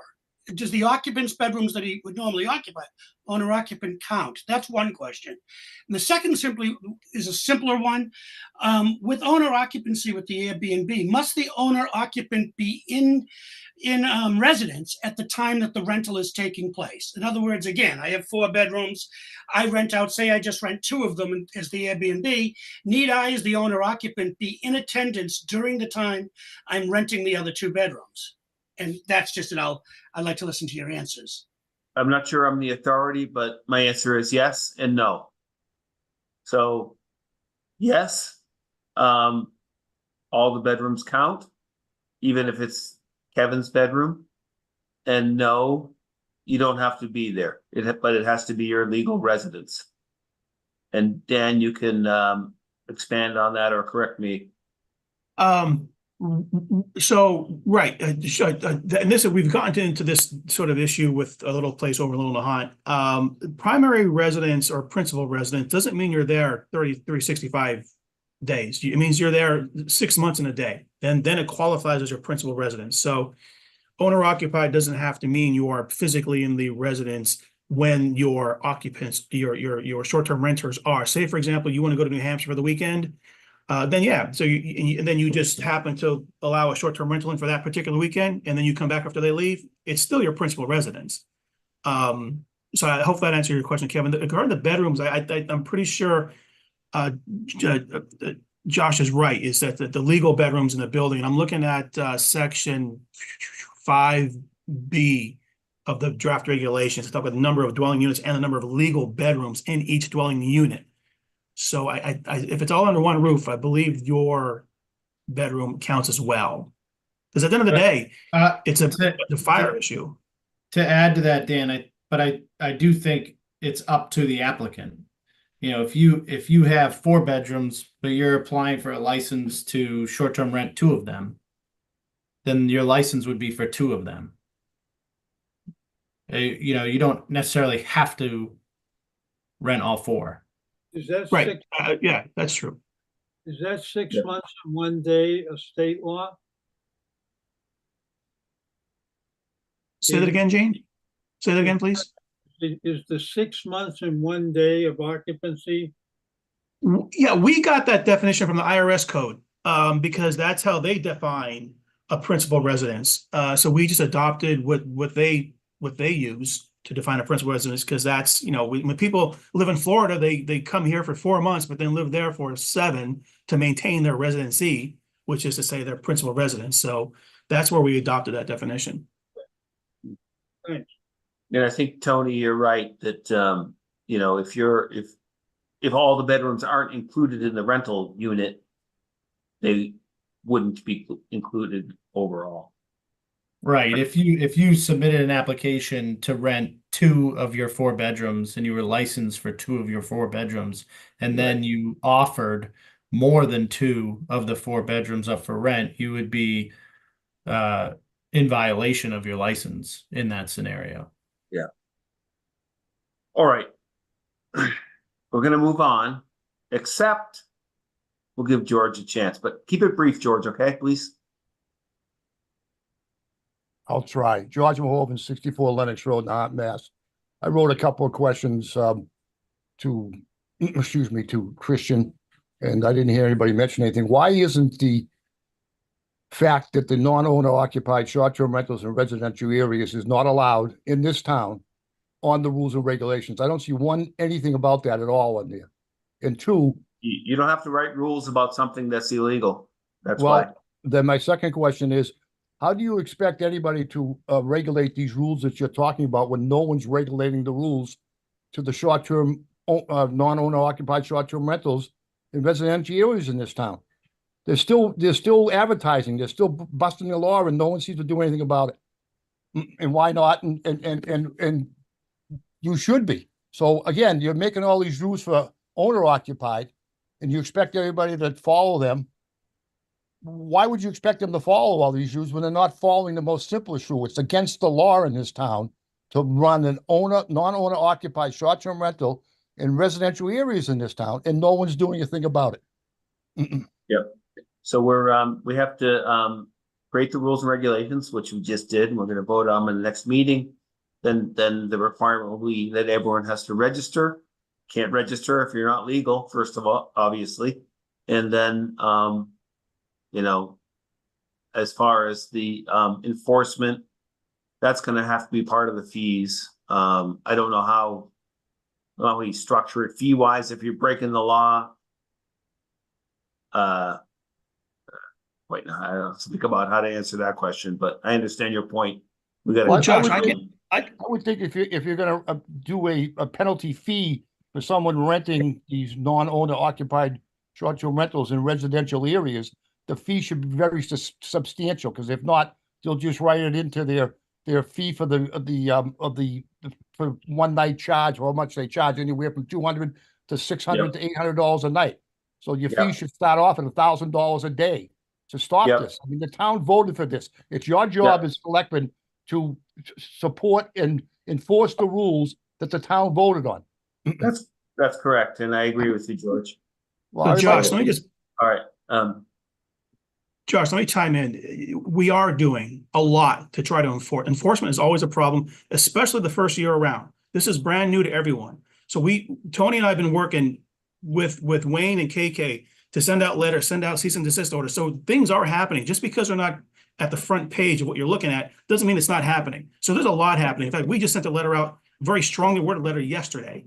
So things are happening. It may not be as quick as everyone likes, but that's just the process of change. It doesn't happen so quickly.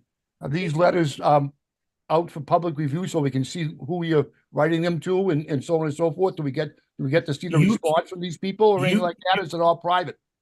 You can make a public records request and then we'll go from there. I don't think they're private, but I'd have to look into it a bit Why should I have more. to make a public request? I'm asking you to make it Because- public now. I No, don't because that's understand George, that's a process we follow pursuant to the okay. law. If you Yeah, want all right, these, all right, if you want these all right, records, all right. you ask That's for them. enough. That's enough. We're gonna move on. So we're gonna vote on the comment period on the rules and regulations is over. I understand your point, George. I agree with your point about the fee structure needs to have enough teeth that it encourages compliance. And we'll take it from there. All right, so Thank you. next. Yeah, you're welcome. Next on the agenda is accessory dwelling units. And following that is the 3A MBTA communities. So this is something that I hoped we could discuss with the planning board. But luckily we still have some of the planning board on the call with us. So I guess, the thoughts I wanted to share really is that in the case of the accessory dwelling units, the state of Massachusetts has passed a law that accessory dwelling units are allowed as by right, and that goes into effect February 2nd. So as a town, we can do one of two things. We can pretend it didn't happen and don't do anything, or we can prepare. And I think we should prepare. And what that means to me is think about because if we don't prepare, we don't have any say in how this is, or we have minimal say in how it's imposed on us. So we should prepare by preparing proposed zoning laws that comply with the state law without turning Nahant into shantytown, for lack of a better expression. I think it's a good idea to prepare, and zoning is planning board responsibility, and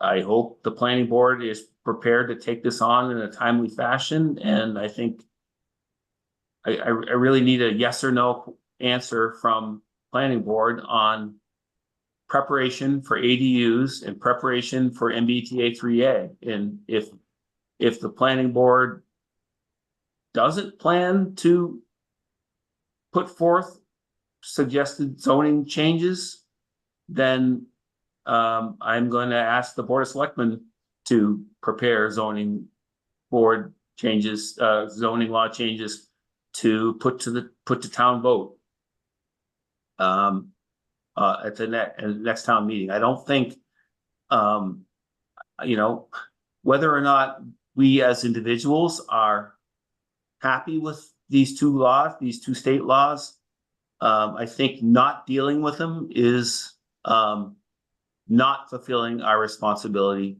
to the town of Nahant. We have a responsibility to the town of Nahant to prepare and deal with these laws, whether we like them or not. You know, I believe we need to you know, prepare so that we can achieve an outcome that has whether you call it beneficial or minimal negative impact to the town. That's what we signed up for as selectmen, as planning board members. And so I hope the planning board will join us in working towards a productive means of addressing both of these two new state laws. That's really all I had to say about it. Josh, it's Sheila, and I'm gonna say that we are very concerned about all of the issues you're talking about. The ADUs being something that is coming right up, that was just passed a month or two ago. We have not really discussed it. We were very grateful that you invited us. We were with you at the last meeting where you had, I think it was Jeff Blake, talking about the ADUs and interpreting the law.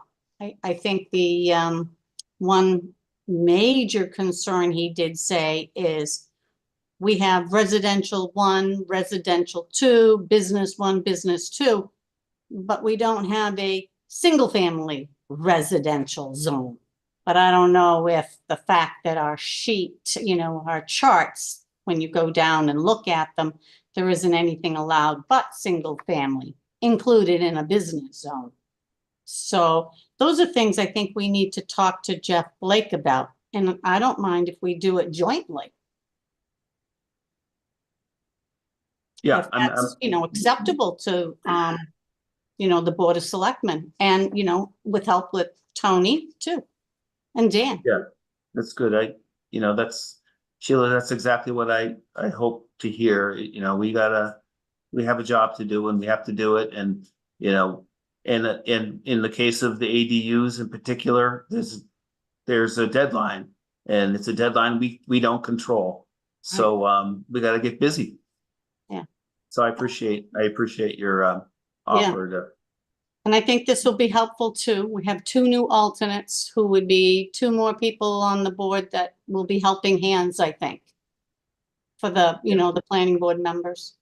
Yeah. You know, we had a few that weren't here tonight, you know, unfortunately. We had a few absent from our meeting last night, so hopefully we can, you know, keep going.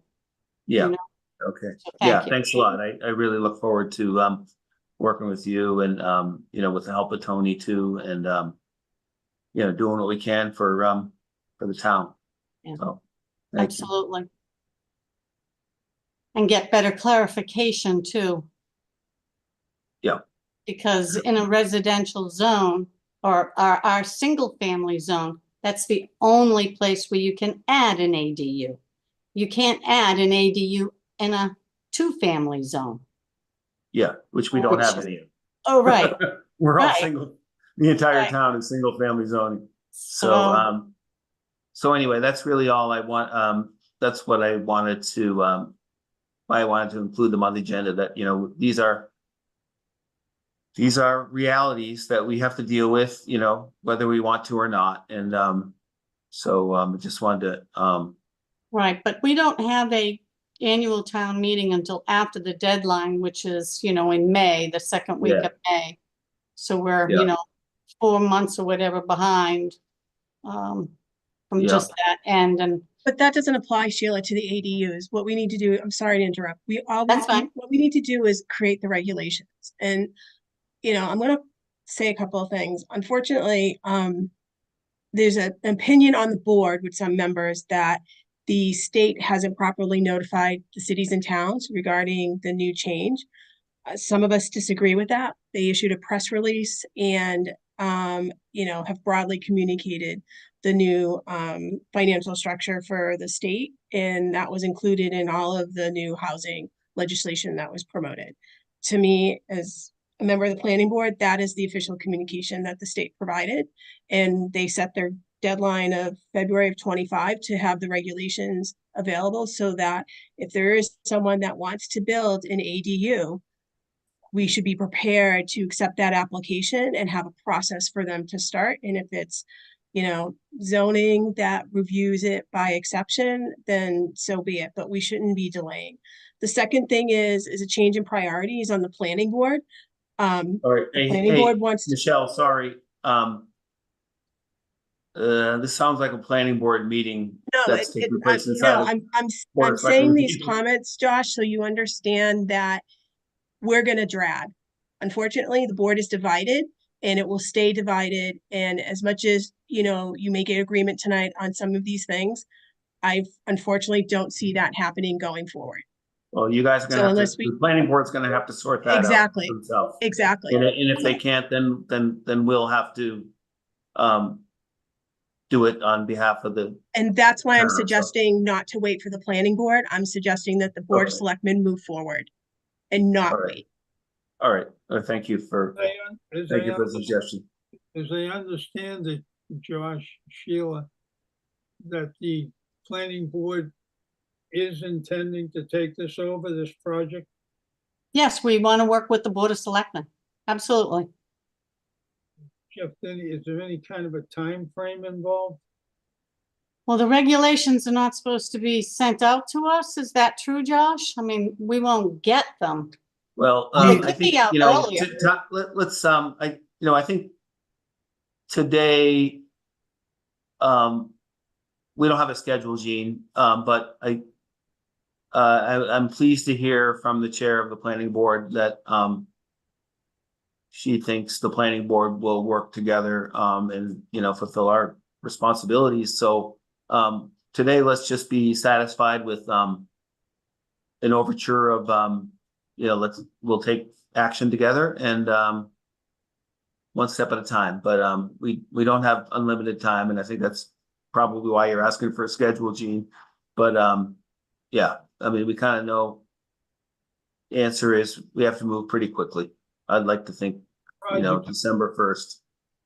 Do you think maybe the next step here would be a joint meeting with the planning board and the selectmen, off schedule of our other regular meetings with a ton of other agenda items, to maybe just talk Yes. at a higher level about the schedule and maybe coming up with an idea of, deadlines and dates that we want to try and stick to. I mean, any zoning bylaw is gonna go to the planning board prior to it being presented at town meeting. So we have to factor in that required hearing process. And we got to factor in the elements of the ADU law and when it goes into effect, and the MBTA law when we're required to comply. So there's a few things for us to consider, and and bringing in a consultant to help us with that, and who they answer to, those types of details. Maybe we could work that out at a joint meeting. Maybe that's the best next step. I think Does that sound, Sheila, to you? I do. Absolutely. Yeah, I like Maybe that. we have to meet, a couple of weeks and stack just 1 week after another. Yeah. Great idea. All right, so let's shoot for that. Perfect. And we'll move on. I'll give Rob. Anything you wanted to add, or you good? No, I am good. I think Tony just hit my one concern as far as not leaving this open-ended as far as when we're going to double back and you know get things rolling. So Yep. as long as we've got some dates set, I'm good. All right. Sounds good. All right. Well, thanks again, Sheila. And Thank you. all right, moving on. Next on the agenda is Coast Guard housing sale update. I'm sorry, Josh, I'm not sorry to Oh. interrupt you, but that was ADUs. I'm not clear on what the status is of 3A. Hopefully Are we gonna have a can discussion address- on both of those? Yes, at the next, at the joint planning board of selectmen meeting, we'll talk about those two items. Okay, thank you. Yep. All right, Coast Guard housing sale. Tony, you wanna do this Yes, for us? thank you. So we had, yesterday was our first opening of the bid process where we have 6 lots up for sale, all the odd lots, every Tuesday, due at 3 o'clock, starting yesterday. For 6 consecutive weeks, our bid openings per the RFP. Yesterday was lot 1, next week is lot 3, then lot 5, 7, 9, 11. We had 1 bid submitted yesterday. It was a cash offer for $451,000. The minimum price was $425,000. So today we sent out an award letter and a purchase and sale agreement. We are awaiting for that to be responded to and or signed. So it's not, considered sold yet. It's not, we don't consider it sold at this moment, but we consider it a successful bid process where we've been able to accept the bid and make an award. And then the way that this schedule works is the closing schedule is within 30 days of the date that the purchase and sale is signed. It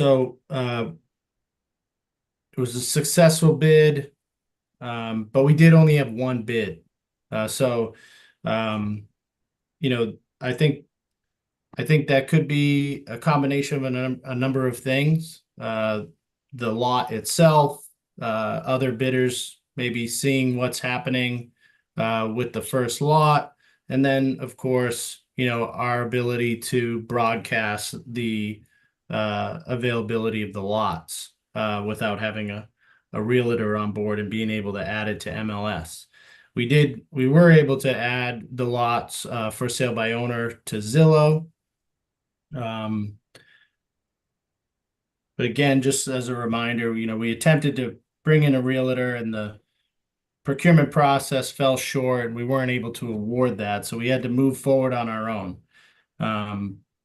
But we're happy with a successful award or receiving a bid that was able to be awarded with the first lot and hoping for continued success as we go through on these weeks. There was a question asked when we were at the bid opening of what would happen if we didn't receive any acceptable bids during that process. The answer to that is we have a couple of options. We could either issue an addendum and offer that lot up at the end of the 6-week period as part of this initial offering, or we could include it in the next offering. If, as you will recall, the town meeting vote authorized 2 offerings over 2 years of alternating lots. Any questions or comments on the sale process? I also wanted to give an update on the demo process too. I guess I'd just say congratulations, Tony, as our chief procurement and chief sale officer. I don't know if that fits under that umbrella, but I know it was a ton of work that you put into it with the help of our lawyers at KP Law, Sharon and Mark, and you know, a lot of people, including the Coast Guard House Committee, you know, going back into the 2000 teens. So you know, great success on step one, and 4 more to go before we're in the clear with enough money to pay off the loan after all these years. So I'm pretty happy.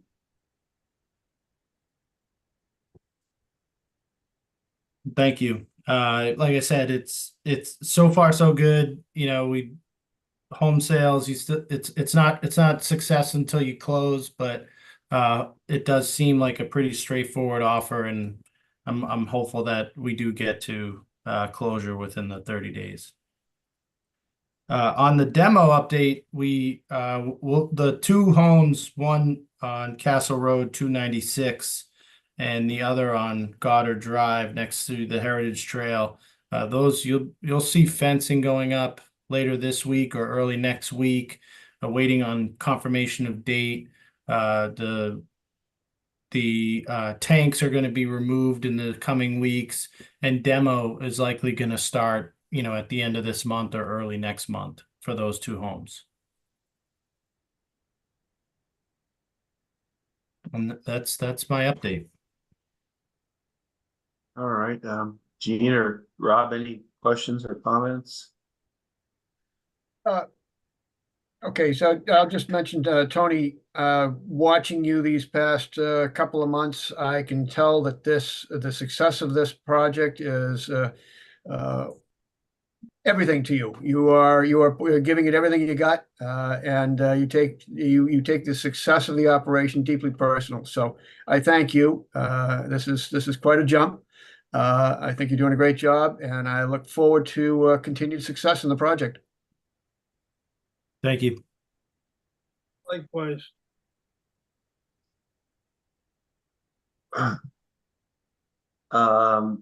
Okay, next on the agenda is preserving East Point. So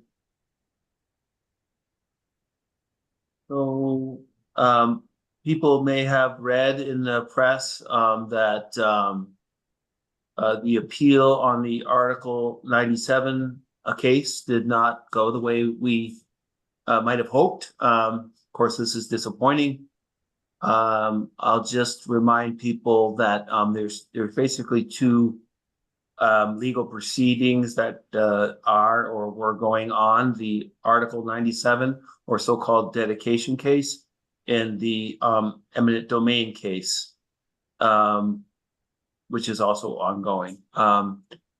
In the case of the Article 97 case, this is something that was a case that was put forth by the Nahant Preservation Trust, along with a number of individuals, 28 individuals. And the town joined this case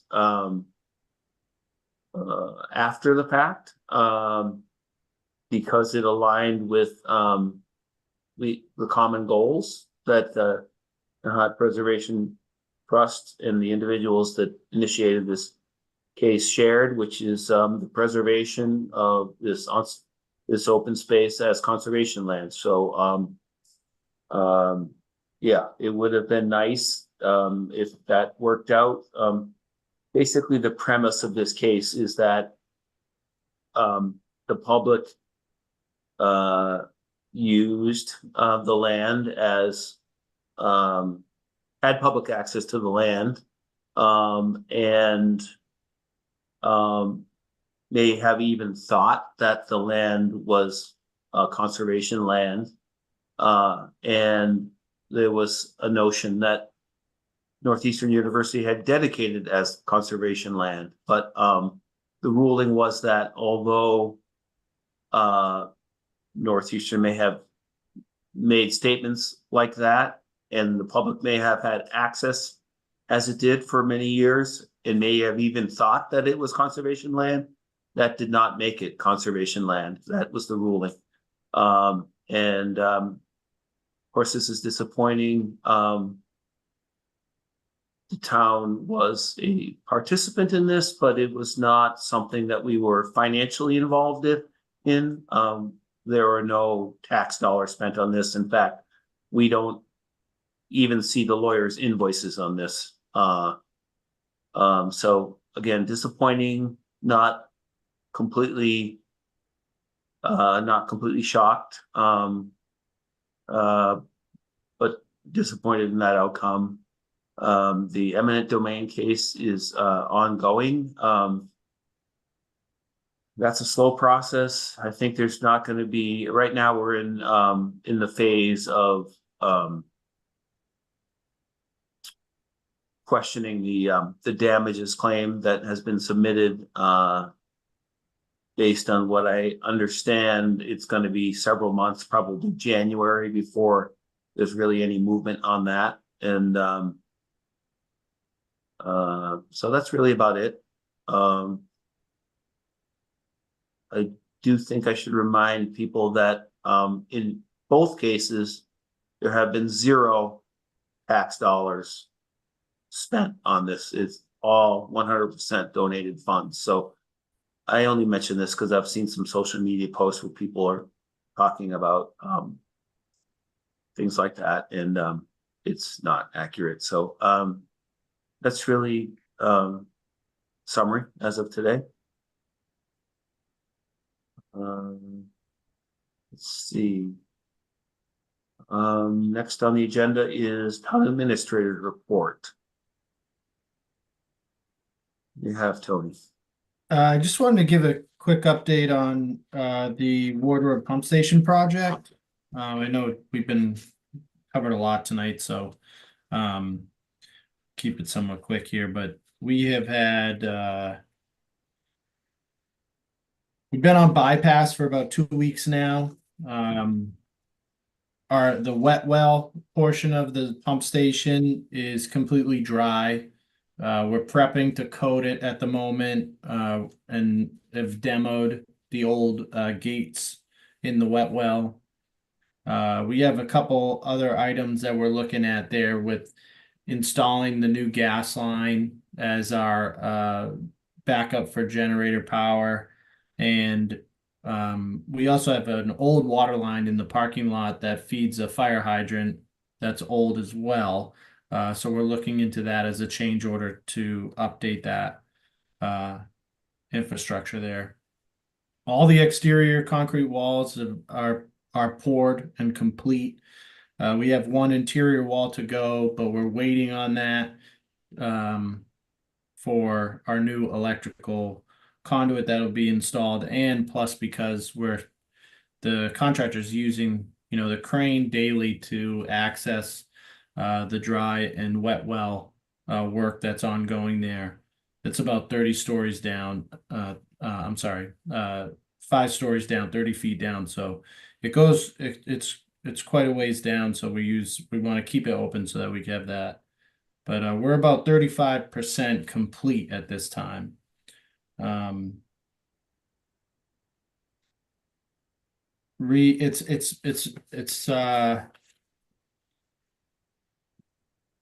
we went onto bypass and we were able to dry the wet well and actually be able to see a lot of the components in the wet well that otherwise we wouldn't have access to because it would be filled with wastewater. It really exposed a lot of the issues that we've dealt with in the pump station for years now that have negatively impacted the pumps. So it's really it's made us feel a little bit better to have some closure on what the issues have been going on in that wet well, and that they're going to be repaired and help us moving forward. So we're making progress every week there. Would love to have the board take a tour of the facility when you're ready, but I'm happy to report that we're moving right along. Nice. Luckily with the drought that we've experienced, being on bypass, we haven't had a ton of flow going through the system because it's been so dry lately. So that's actually helped us out a lot too. Yeah, tour would be fun. I wander down there now and again to see how the guys are doing, and pretty impressive structure. Looks like it's built to last. All poured concrete. Yeah, and if you recall, originally we weren't planning on rebuilding the structure, but then when we got into the project, we found areas that were essentially would have cost us more to repair those issues than to just remove the structure and rebuild. And for, about $100,000 change order, to get the structure that we're getting now that you see out there, it's well worth it, I think. Yeah, The value absolutely. is there. So Definitely agree. Yeah, I mean, it's nice. Before we were going to have an old building with all new equipment, and now we're going to have a new building with all new equipment. I think for the small change order, well worth it. So glad that's all coming along.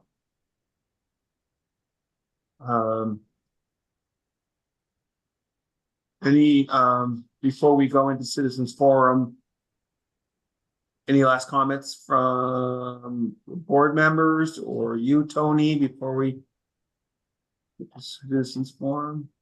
Oh, we had a beach cleanup event today on Tudor Beach. WBZ was there. Seacoast from CZM was there, and 5th and 6th grade students were there. The Girl Scouts who participated in the beach cleanup project were there. And it was great. It was a successful day. The kids were smiling. It was it's amazing. I don't know any other town that you have 5th and 6th graders getting out of school, riding their bikes, escorted by the principal and the police down to Tudor Beach to do a cleanup, and they were excited to get on the news. So I think there'll be a story on WBZ tonight about it. But I want to thank Swim and Girl Scouts and the Johnson School, and obviously Seacoast from CZM for putting it together. Yeah, very cool event. Sorry to have missed it. And I just love the fact that, there's people out there, working hard to help our little town. Beautiful thing. I've already been chastised for not being there, but I couldn't be there. I would love to. Yeah. It's unfortunate. There was that, I would have loved to go, but that last minute date change, I just couldn't accommodate it. Yeah, sorry about the weather it was planned for tomorrow, but the weather just wasn't looking good for us. Yeah. Yeah. Like we were 0 for 3. Well, it would have been nice for us to be there, but the important thing is the kids were there and they got the beach cleaned, and maybe they'll get their 15 minutes of fame too. Just one thing before we go in, actually, Yeah. a couple of things.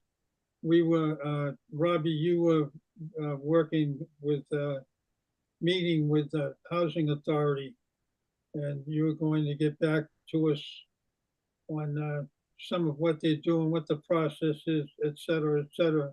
I don't know where you are with that, but if you're not, then the next meeting, if we could have them step up and come up and meet with us. Yes, no? Well, if you're asking me, Gene, I think that's really a question for Josh, but just to give you an update, I have met with the NHA. Their board met a week ago. I attended the meeting and got to know people a little bit and heard a lot about their issues and concerns. I have also talked with Senator Crichton's office and one other agency as far as how things run. I'm feeling good about I should say I'm feeling comfortable about my overall understanding of the operation, and I'm also very comfortable with how it's been running thus far. Well, tonight's not the night, but if you could share it with us or have a joint meeting so that we can understand it better. Sure. And then the other thing is, guys, if we could, I'd like to revisit for the next meeting, something to think about, the 5 selectmen opportunity. You can go with it, not go with it, but there's, I think there's some merit to doing that. Yeah, of course. I'm never gonna, if any of the selectmen want to talk about something, I will never say no. You want to talk about the next meeting? We'll talk about the next meeting. Maybe, if you can to prepare, Gene, if you don't mind, sending Tony sort of a pros and cons list. Be glad to. Yeah, okay, that'd be good. That'll help us prepare. So we'll put that on the agenda for our next meeting. Thank you. Yeah. Okay, there's nothing else from the selectmen or Tony. We'll move on to citizens forum. So if you would like to say anything, raise your hand. I see 4 hands up already. I think I saw Kevin's go up first, so let's start with Kevin. Hi, folks. Just getting back to the preservation of the East Point. I notice on page 3 of the appeals court decision, it indicates that the town submitted its own legal brief. And I guess my question is, who drafted that brief on behalf of the town? Was it our town council or was it outside council? And if it was outside council, how was that brief paid for? I don't know who wrote it. But it wasn't paid for by the town. I do know that. I didn't write it. So that, I guess that's your answer, Kevin. So some attorney wrote it pro bono on behalf of the town? Is that what we're saying? I don't know the answer. I don't know who wrote it.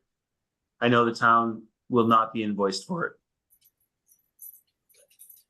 It just seems strange that the selectmen would not have any idea who wrote a legal brief on behalf of the town in an appeals court case. This is Harley, if I can just answer that question. Thank you. Yeah, it was George Pucci at KP Law, who was town's counsel. George Pucci drafted the town's brief. And did he do so pro bono? He was paid through the donated funds. So the donated funds didn't just go to the eminent domain case, they also went to the dedication case? Yes, it's been that way since the beginning. I thought when we voted at town meeting on the eminent domain issue, that the donated funds were to be used for the eminent domain case. At that time, there was no dedication. That's not quite right, Harley. Yeah, the $3 million in donated funds is for eminent domain only. Separately from that, the town has a cooperation agreement in place with NPT on the Article 97 case. There are funds donated to NPT that fund the Article 97 case. The town doesn't have any insight into those funds or the invoices that go to NPT for those things. So the short answer to you, Kevin, is there was no town funds towards writing that statement. All right. So Dana, you're next.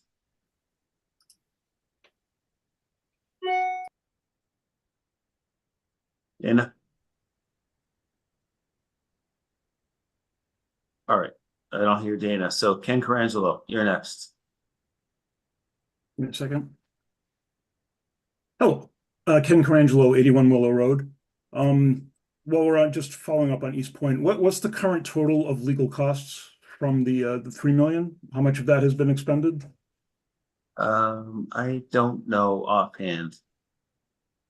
We can email that to you if you want, something like that. That would be nice. Just wondering, are we getting close to the end of that, or do we have a sense? I don't think we're close. Close. It depends what you consider close, but I don't know the number, but I can have Allison let you know. All right, thank you. You're welcome. What is given the 3 million as it is, what is the plan if the damages are going to exceed what's in that fund? I'm not really, we're not going to get into that tonight. Somewhere down the line. So, let me ask a more general question. Is the intent that that be a taxpayer burden, or would the funds come from somewhere else? we're not going to get into that, Kim. Okay. Or you got more? Okay, go ahead. Yeah, no, there's more. So I do have one more on East Point and then a couple on Coast Guard housing, and the rest I'm deferring. So I'm putting my list aside here. Yeah, you mentioned that the court decision for the dedication case was disappointing. It's one more in a series of losses in these matters. The board is quoted in its statement to the Globe as being undeterred in pursuing. It was referring to the Article 97, but the implication is eminent domain.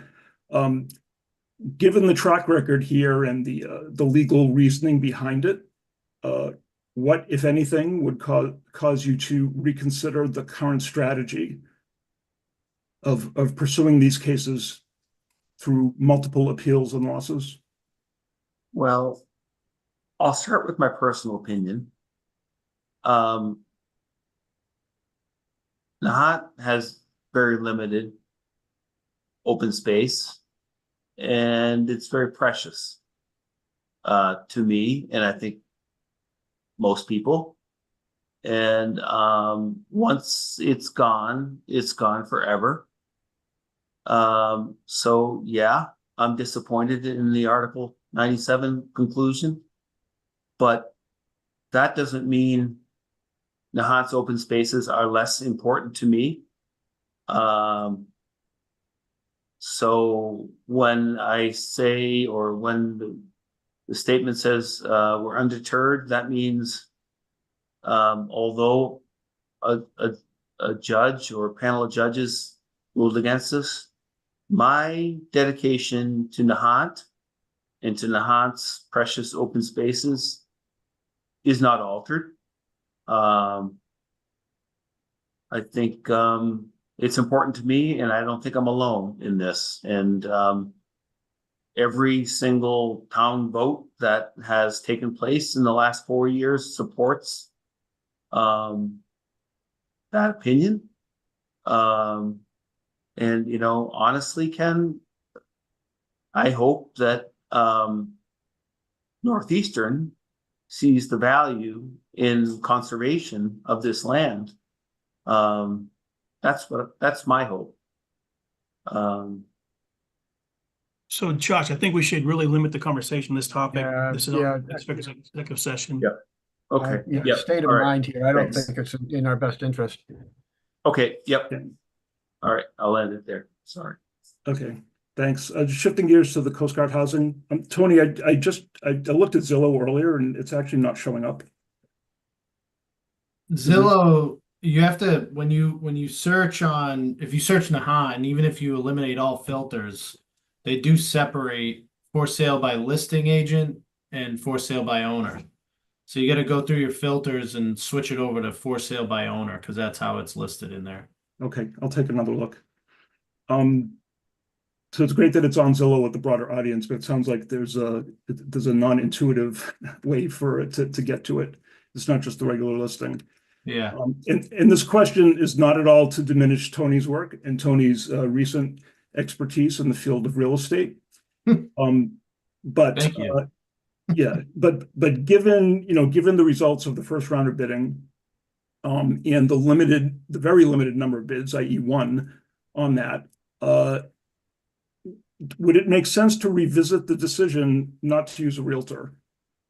There were proposals in there in the range of 2%, if I'm not mistaken.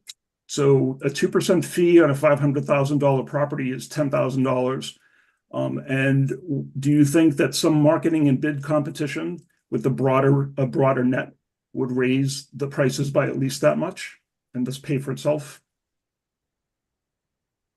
I'll answer it. I don't know if it would have an influence on the pricing. I'm sure it could. But I would say it certainly would influence the pool of potential bidders. The larger the net you cast, notifying folks that it's available, the larger chance of people being interested.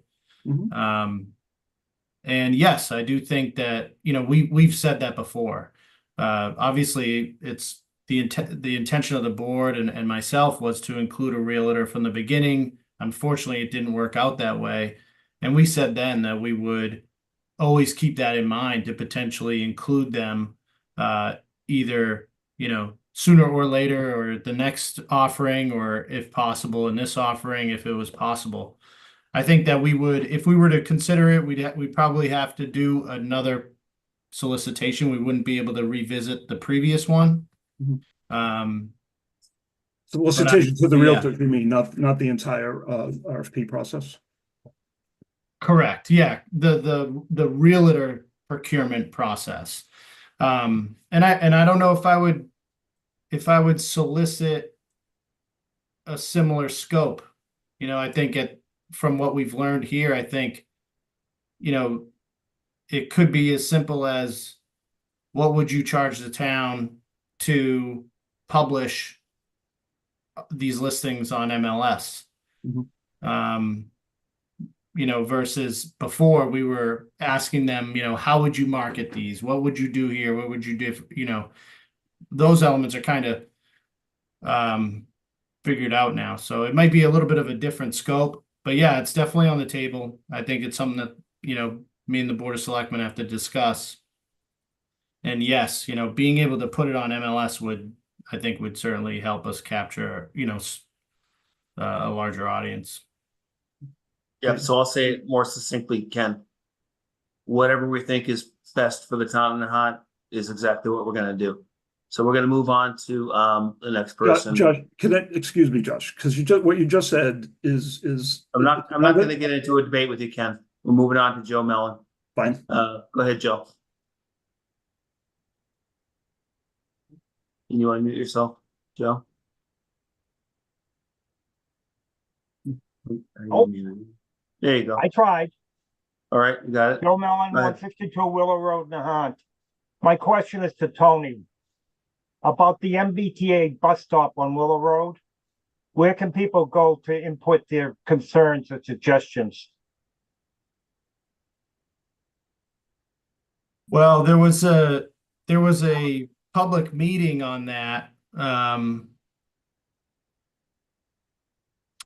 Let me see if there's an opportunity to still provide input on I assume you're talking about the design of it. No, I'm concerned about, talk to some of the residents, and we would like a stop sign installed in front of 164 Willow Road. Okay, so that would be separate from the from the bus stop project. That can just be sent to me, and we'll go through our standard process of reviewing those types of requests. Okay, because it would add protection for anybody in the new crosswalk at Willow on Wall Street. Yes. Okay, thank you. Yep. Okay, Chaos. Can you unmute yourself? Hi, Carrie Collins, 22 Breezy Hill Terrace. And my comments are about accessory dwelling units. I am, if you know who I am and what I care about, housing is a big issue for me. And the planning board is absolutely deadlocked between helping the town find options and doing nothing. But my also concern is Josh, listening to you say you think an ADU would be considered a shanty is grossly out of touch with what can be built these days. If someone wants to spend tens of thousands of dollars finding opportunities and ways to call it a granny pod, have their parents live there, have their kids have a head start saving rent. No one should be considering that an awful option. I see you guys just kicking housing down the road over and over again. The reason what I see is the reason why they passed this law is exactly because cities and towns like ours refuse to look into housing options these days. If this is going to be a right for owners, you embrace it. You should understand what that means for your community to keep multi-generations together, to keep loved ones together, and to consider that shanty material is it's incorrect, Josh. And honestly, it's your job to make this easier for the people who want to do it, not harder. Thank you. Carrie, well, you're in luck because the state has passed the law that ADUs are allowed by right. And I think you're also correct that I didn't choose the best words, but I guess I could express it better by saying I think that the zoning laws in Nahant can be done in such a way that accessory dwelling units can be accommodated while retaining aesthetically pleasing situation. But what does that mean to our selectmen and our planning board? Because aesthetically pleasing is what I can see was going on with these boards means changing nothing at all. And honestly, to see the same thing on the planning board's agenda over and over again, we're going to talk about it. We're going to do something about it. And it's stagnant. So Carrie, I don't control what the planning board discusses but you should or be how they looking function. into it because it's a mess. It's a mess in there. And honestly, your reaction to it scares me, Josh. Not everyone has many houses. Some of us are planning to live here our entire lives. And you know what? I've missed the opportunity to help my parents grow old here. One has a mortgage at 85. The other one had to leave for assisted living situations. This is a real opportunity for people, and it's time to embrace it if you're not going to do anything else about it. So I mean, I think we're on the same track here, Carrie. I mean, there's a path forward here, and what I'm encouraging all of us to do is think about what's the proper way to address this as the calling it community. a shanty is not the proper Okay, way. I already said that was a poor choice of words, so we can move on from that. And as a selectman, you need to think about that more. Okay, all right. So Josh, if I may. Josh, can I step in for a minute? you can both step in.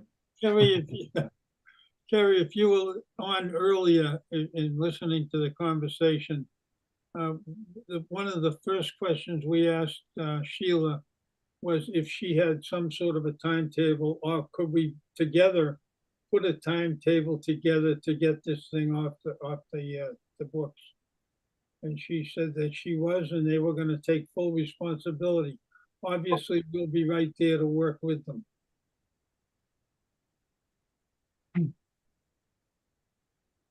And let me offer also. I mean, thank you because you have to, but I mean, if you didn't have to, I just feel like maybe you wouldn't, and I want to see more progress. I don't know what that means, Carrie, but let's let Rob talk, please. I couldn't disagree with you more. I'm sorry. I think we are very focused on it. I think what we're encountering right now is how to move the project forward, because You know, we've got to work hand in hand with the planning board, and we want to do this together. That's the challenge for me right now. I'm still new here, obviously, but I, for one, you know, the governor passed this law. She said we have to do this. I agree, we have to do this, and we will do this.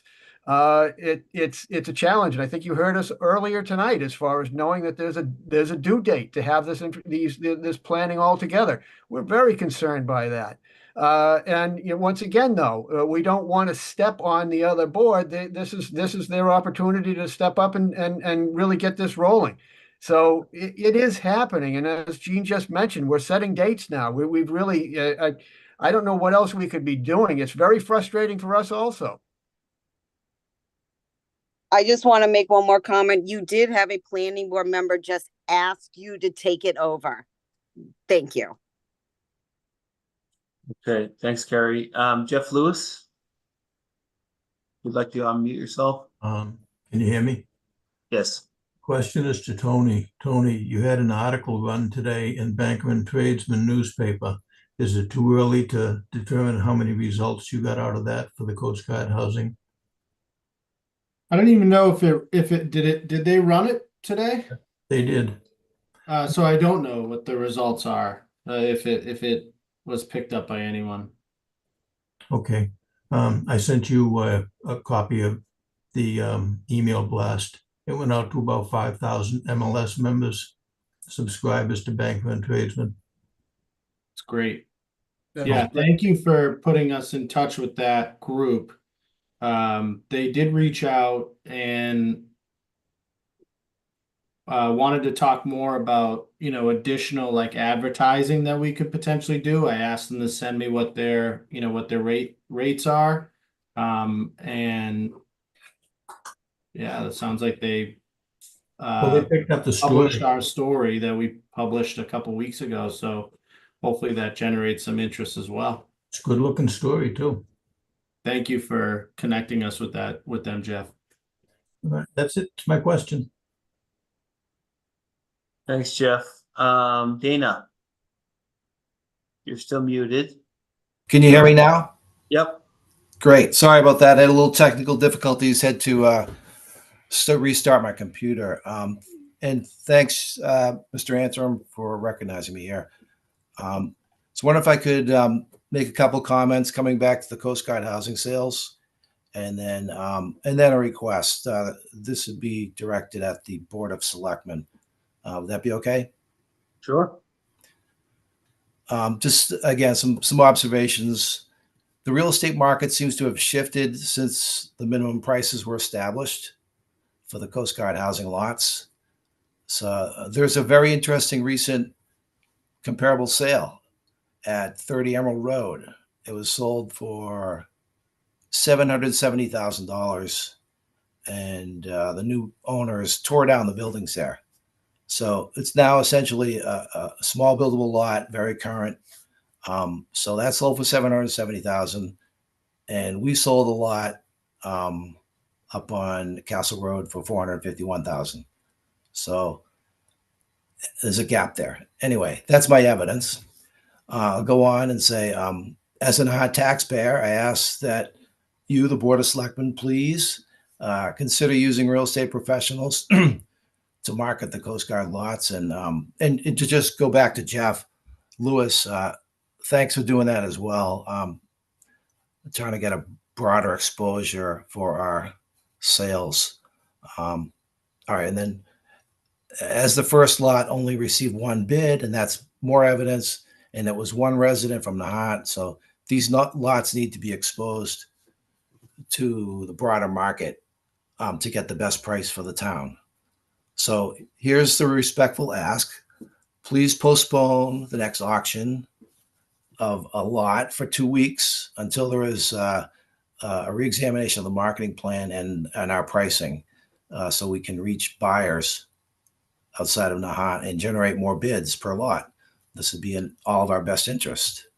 So the taxpayers face significant financial liabilities coming up, and we need to get full market value for these properties to cover not only the note, but also the cost to demo all those homes. So tonight, will one of the Board of Selectmen please make a motion to postpone the sales for 2 weeks and list the Coast Guard lots with a licensed real estate broker and try that? Mr. Chair, that's not on the agenda. That would be an ill-conceived vote at this point. Comments directed at the political leaders here, which would be the Board of Selectmen. Thank you. As legal counsel, I'm advising my clients that this is not on the agenda and it's not a proper vote to be taken at this point. Yeah, so we won't take that vote tonight, but yeah, certainly I understand your point, Dana, about real estate agents certain as Tony put it, casting a wider net. We're thinking about that. And I think that with regard to the sale price, was quite a bit of work that went into establishing the minimum bids.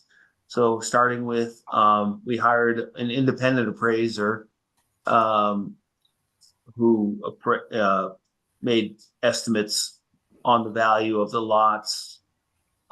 We kept that information to ourselves and then also got, without supplying that information, got feedback from a number of real estate professionals on the value of those lots. And they were, I would say, by and large, pretty consistent with what we got for that lot number one. So all the data so far suggests that the minimum bid that we put forth was about right, and we got $26,000 over that.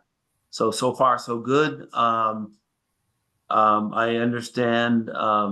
I share your concern about the fact that there was only one bid. We'll see how it goes next Tuesday, and if we think, again, as I said to Ken, whatever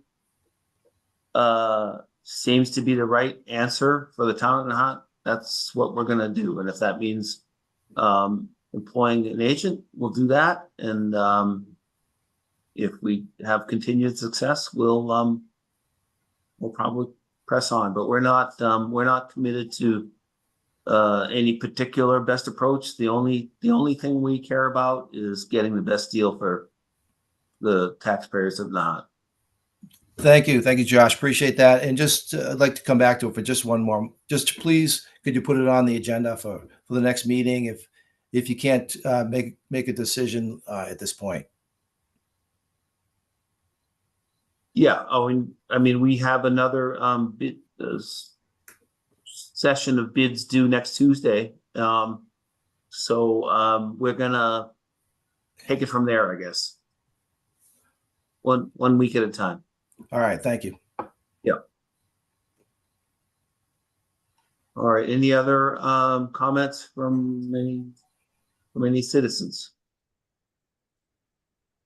Don't see any hands up. So we do have, it's getting late, but you're all excused because we're going to move into executive session.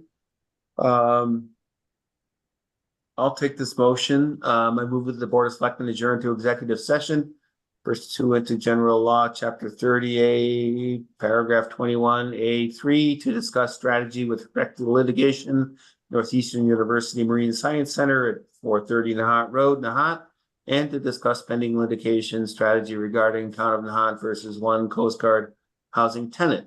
If the chair declares that an open meeting may have detrimental effect on the negotiating position of the public body, and I, the chair, do declare that an open meeting will have that detrimental effect on the negotiating position of the public body, and we will not return to open meeting. Do I have a second on that? Second. Any discussion? Hearing and seeing none, roll call vote. Green Canty, aye. Rob Tibble, aye. Josh Antrim, aye.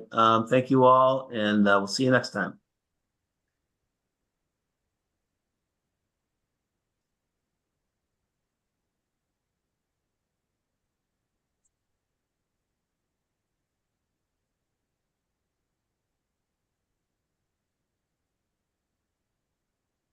Hey, Lisa, can you drop off?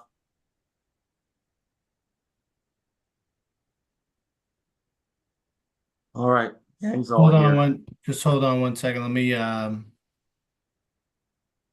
deal with the settings here.